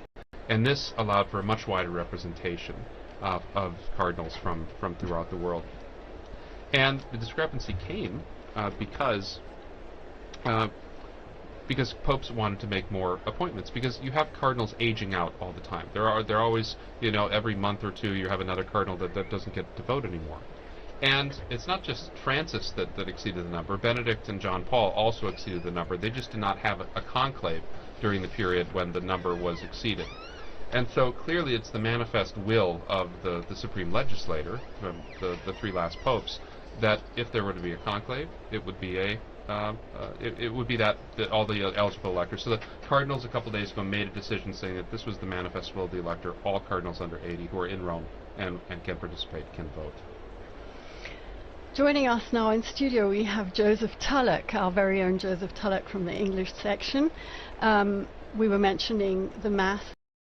Joseph was actually one of the readers at that Mass, as he read the other day at the after the funeral Mass in suffrage for Pope Francis. Joe, you were standing out there in that square filled with tens of thousands of people. First of all, would you like to tell us what that felt like and how you lived this experience? Yeah, sure. Hi everyone, I'm Joe. I'm part of the English team here at Vatican News. And what Linda's talking about there is, so I was reading this morning, but before that I had the chance to read at the second, what they call Novem Diales Mass, so the second Mass basically in memory of Pope Francis. It was really nice. It was a really great opportunity to say goodbye to the Pope. That was right after the death, and we were still really missing him. So that was a really great opportunity. There's about 200,000 people showed up for that Mass. I think some of them had been planning to come. There was supposed to be the canonization of Carlo Acutis on that day, and so there was lots of young people who were already going to be in Rome. But what was nice was they were clearly happy to be there for the Mass that they had to go to instead, which was the second memorial Mass for the Pope. There's lots of cheering. They really, there was really. Sorry, I thought I saw a flash of smoke there, but it was just a seagull's wing, I think. Right. Very disappointing. Yeah, so that was a really great opportunity. And then this morning too, that was the Pro Eligendo, so the Mass for the election of the Pope, and it's basically this opportunity for the cardinals to come together, and together with the people of God, lots of ordinary Catholics and perhaps some non-Catholics gathered in the Basilica with them to pray and to invoke on this conclave process. So really nice. I did, to be honest, you know, when I've been here now at Vatican News for about 2.5 years, and I always imagined that the conclave would be this period where I'd be doing so much journalism and going around and reporting on everything, and in the end I've just read a lot of Masses. But you know, that's nice as well, and I've You've been working hard as well, writing that's true as well. And what reading did you do this morning? So it was a reading, putting me on the spot, it was from, I think, the Prophet Isaiah, and really nice reading about, I think it's the one that has, the Spirit of the Lord is upon me, He has appointed me to preach the good word to the poor, something like that. So the kind of a reading coming out of this prophetic tradition in the Old Testament, and of course the readings are picked, I assume, with kind of the idea of reminding the cardinals of what they're looking for in a pope. So somebody who will have the poor in mind. I think I'm getting the reading right. It's funny actually, when you're there reading, you're so focused on saying the words right that you're not even thinking about what it means. So I may have misremembered what the reading was. No, I think you're remembering rightly. Yeah. That it was focused on the characteristics that a new pope should hopefully have. So yeah, absolutely. Yeah. Joe is going to be in studio with us again in these coming days as we await the smoke, unless at this point it could be white. Who knows? Yeah, who knows? Who knows? Yeah, that's right. I'm going to be joining on Friday morning. If, of course, I mean, we could very well have a new pope by then, because by then there will have been there'll be 9 between now and Friday morning. So there's 1 ballot this evening, and then there'll be 4 tomorrow. And so it's quite possible to have a new pope by Friday morning, but if not, you'll be able to listen to me and my wonderful colleague Francesca Merlo, who's producing today, but she'll be joining me in the studio on Friday morning. If we don't have a pope by then, who knows? Yes, thank you here to Francesca Merlo and to Mario Scatton, who are both working on the other side of the window here in this Vatican Radio studio. We've been talking a bit about all that's happened between the funeral and the general congregations leading up to this conclave. Perhaps we could just take a brief look at actually what happens. We've talked about the Pope coming out onto the balcony, the first acclamation by the people of Rome and so on, but then we have to look forward also to the installation, the inauguration of the new papal ministry. Perhaps we could talk a little bit about what happens then, remembering past occasions. It's usually about a week, isn't it, between the announcement, between the successful outcome of the conclave. Well, first of all, all the delegations that are going to be here in Rome for that ceremony have to get here, so it can't be immediately afterwards. There are some technical times that have to be respected, so even should the Pope be elected on Friday, it couldn't be on Sunday. It would just be too early, although on Sunday he could probably do his first Angelus address. Yes, absolutely. And we have to remember that if he's a bishop already, and all the cardinals in there, and most of the cardinals are bishops, that he becomes Pope the moment he accepts. When the cardinal asks him, do you accept the canonical election as Roman Pontiff, and he says yes, he's the Pope. And so the installation Mass is, it's not a formality, it's a very important moment that he inaugurates his Petrine ministry. But he becomes Pope with full authority at that moment. And then the inauguration, I remember being at the inauguration in 2013 and being up on the colonnade. That was a great privilege. I love doing that. And you see, because then you allow just for the funeral too, like when they have the delay, you want the dignitaries to be able to come, and they will come. I mean, as we've seen it, I mean, the world pays attention to what happens in the city, and that's critical. But there's a whole set of ceremonies that go along with the new Pope, right? That culminate really after the installation Mass with the actual possessio, the taking possession of his cathedral at St. John Lateran, which I was also present for when Pope Francis took charge of his cathedral. And so this is a wonderful series of events that makes fuller the meaning of what's happening in the Sistine Chapel right now. Pope Francis particularly wanted his inauguration, if I remember correctly, to be on the feast day of St. Isn't that right? And that, of course, became, again, a bit of a theme during the pontificate. We learnt that he had the statue of the sleeping Joseph that he would keep on his bedside table there in Santa Marta. Had a particular significance for him, didn't it? And he inserted the name of Joseph in every Mass that was said throughout the world. So there's a great devotion to St. Joseph, to St. Joseph in his feast days, as patron of the Universal Church, but also as a patron of workers and as a patron of fathers. It was very important to him, for sure.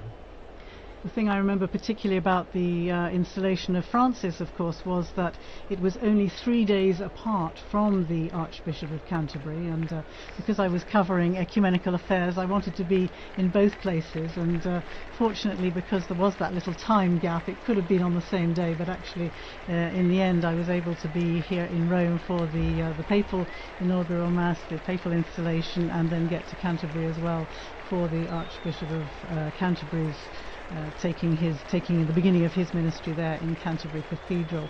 And there was a nice, when Francis died, there was a nice little tribute from Justin Welby, no longer of course the Archbishop of Canterbury, but there was a nice tribute in which he talks about his first meeting with Pope Francis, and he was ushered into these, extraordinarily elaborate and baroque surroundings in the apostolic palace, and feeling a little bit intimidated anyway, and he sits down, and the Pope begins by saying, I'm senior to you, as you know, and of course his kind of heart sunk, and he thought, well, this kind of wasn't the tone I was expecting, and then the Pope looks up and jokes and goes, by 3 days only, and that was kind of the tone that the jokes continued, and it was the beginning of a very strong relationship in which they kind of lived out this ministry of walking and working together, which became the leitmotif of the sort of Anglican Catholic dialogue through this past 12 years. Well, in a much more modest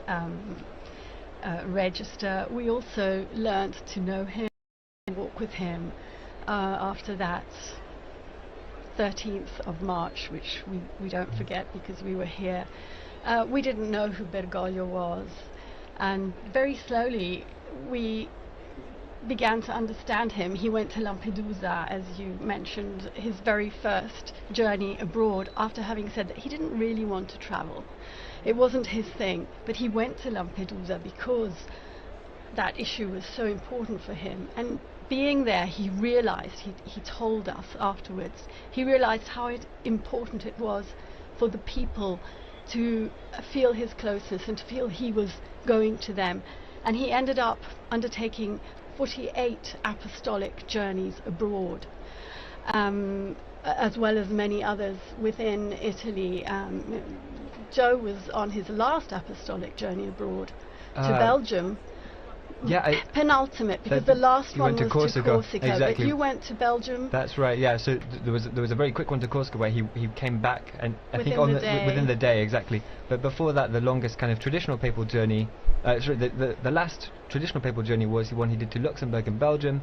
I was with the Pope for the stop he did in Belgium, and it was an interesting papal journey because it came right after this huge one that lasted several weeks across a couple of countries in Asia. So 4 countries. 4 countries in Asia. Asia and Oceania. Yeah, and there'd been some. So, for instance, he'd been in East Timor, where something crazy like 70% or 60% of the population turned up for a mass he celebrated, and these incredible scenes.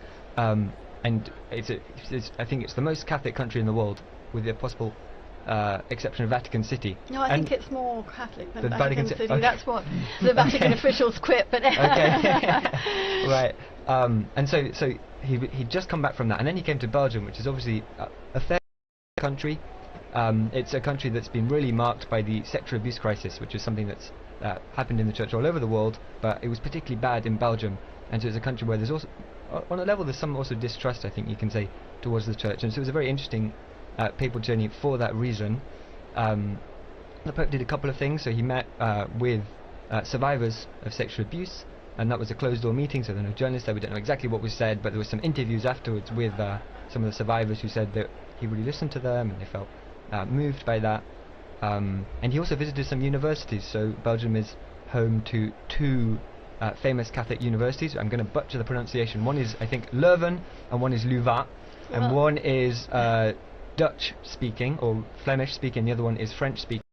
2 very historic, very prestigious Catholic universities, and the Pope visited both of them. There was, if I remember rightly, there was at Leuven, the Flemish Dutch-speaking one. He kind of had an exchange with the professors, and then what was interesting was afterwards when he came to Louvain, it was more dialogue with the students. But on both kind of occasions, he was doing what we really came to expect from Pope Francis, which was this dialogue, kind of talking to people, even people who disagreed with him. I remember there was some when the students were talking to him, as well as they agreed with a lot of what he said, and then they were pointing out some points where they disagreed, and that was really typical of Pope Francis as well, this desire to talk to people, even people that didn't agree with him. Absolutely. And so it was kind of it was a classic Francis trip in that way. I was speaking to the international director of the Jesuit Refugee Service just slightly after his death, and he said very much what you have been saying. He would sit down and enter into dialogue with the person he had before him, and it was never a problem to disagree or to listen to a differing perspective. In fact, he was interested in doing exactly that. Yeah. Certainly the fact of his meeting with Jesuits wherever he travelled in any of the journeys around the world became a particular hallmark, didn't it, of these trips, and I think a particularly important moment for the Jesuit community throughout the world. I'm wondering, Don, if you can tell us anything about the frequencies of popes belonging to particular orders as opposed to those who don't. I mean, it's not terribly common. We remember it was almost a shock when Jorge Bergoglio was a Jesuit, right? It was kind of popularly thought that a Jesuit would never become pope, so that was very shocking. There have been several popes from religious orders. From the Franciscans and Dominicans, each have a handful of popes. None since the 18th century, late 18th century. There have been some monk popes, particularly during the period of the monastic revival in the 11th century. But by and large, they have been taken, a lot of them, from the secular clergy. That's been mainly, and they've kind of gone back and forth between the diplomatic corps and between canon lawyers and theologians, and that's been pretty much the case. There hasn't been too much of a, well, there is always, I would say, about 15% of representation in the College of Cardinals come from religious orders. They do not often get elected to the papacy. I don't think it's any particular animus against. It maybe historically have been against Jesuits, but that's not. But and I'm talking back from the very foundation of the order. But it's really something that the person has to fit the job too. And very often religious orders are focused on a ministry. They're focused on a particular specialty. And the pastor, the secular priest, the bishop has got to be all things to all people. And that often is better training for the kind of things you'll encounter in the papacy than other forms of religious living. And I'm wondering, is that 15% roughly the same today with the cardinals who are gathered behind the walls of the Sistine Chapel? I'd have to look. I could make a count, but I would suggest it's roughly 15 to 20%. And so after the Pope died, I saw a couple of headlines saying something along the lines of Pope Francis never stopped being a Jesuit. And this idea that as you were saying there, that each of these orders has their own charism and they really mark the members of those orders. I don't know if you have any thoughts about the ways in which Pope Francis never stopped being a Jesuit, the ways in which his Jesuit formation really shaped him and became the Pope that we all knew. I think the Jesuit formation creates such strong individuals. They are able to, I mean, think of the great Jesuit missionaries that are able to operate. They're meant from the very foundation not to live in a religious community, right? I mean, they're meant to be able to be sort of sole proprietors sometimes when they need to be. And so go off like Francis Xavier around the world by themselves, never see another Jesuit for years and years and years. And I think that kind of style, that kind of particularly the Jesuit emphasis on obedience and on sort of the voluntas of the superior was very much in evidence in ways that you might not see from a Dominican perspective as well. So I think that strongly individualistic way of doing things, I don't mean individualism in a bad sense, I mean a strong, well-formed person that is able to act and knows their mind and acts in that way. And Jesuit formation is really effective at creating that. I think we saw some of those aspects coming out in his papacy for sure.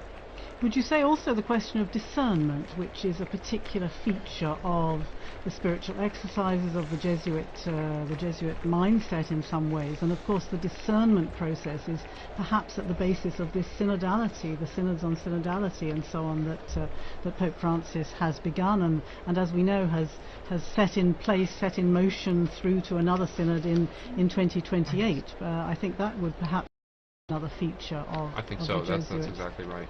Yeah. I'd like to remember Pope Francis's last gift, which was a Pope Mobile that has been readapted, thank you, Philippa, into a health clinic for the people of Gaza. I think that is such a significant and powerful gesture, reminding the world of those most in need. And it came of course following the phone calls that he traditionally made so regularly to the parish, the Holy Family Parish in Gaza, which I think you visited. I was able to do so when I went there to the Holy Land some years ago, and was able to go to Gaza with the previous parish priest, and you know how significant it is, how important it is in any situation of conflict like that to know that the world has not forgotten you, to know that people are praying for you, that people are praying for peace. And clearly those phone calls that Pope Francis insisted on making right up until even the previous weekend. From the hospital, when he was in the hospital, when he could, he would call Padre Romanelli and just ask them what they'd had for dinner. Smoke.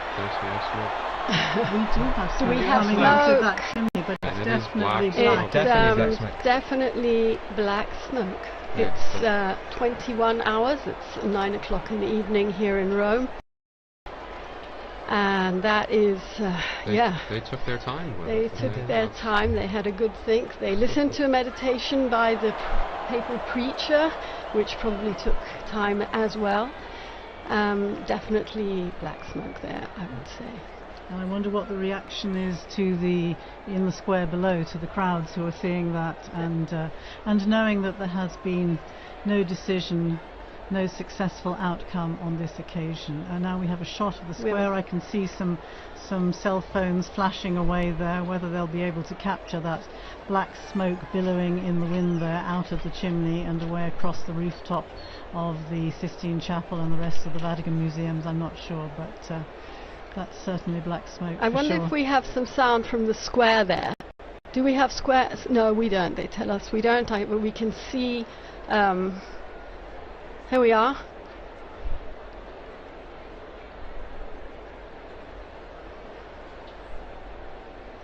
Well, the noise they've of the made crowd. sure of it at least. That's good.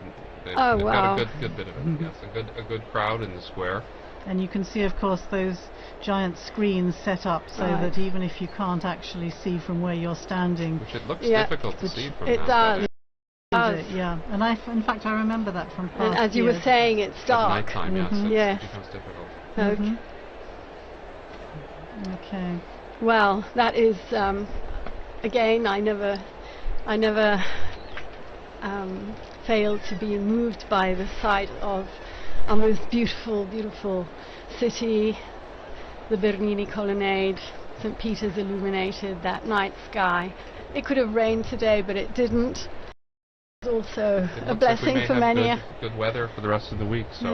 And you can see, if you're watching on the television screen, it is now completely dark in Rome.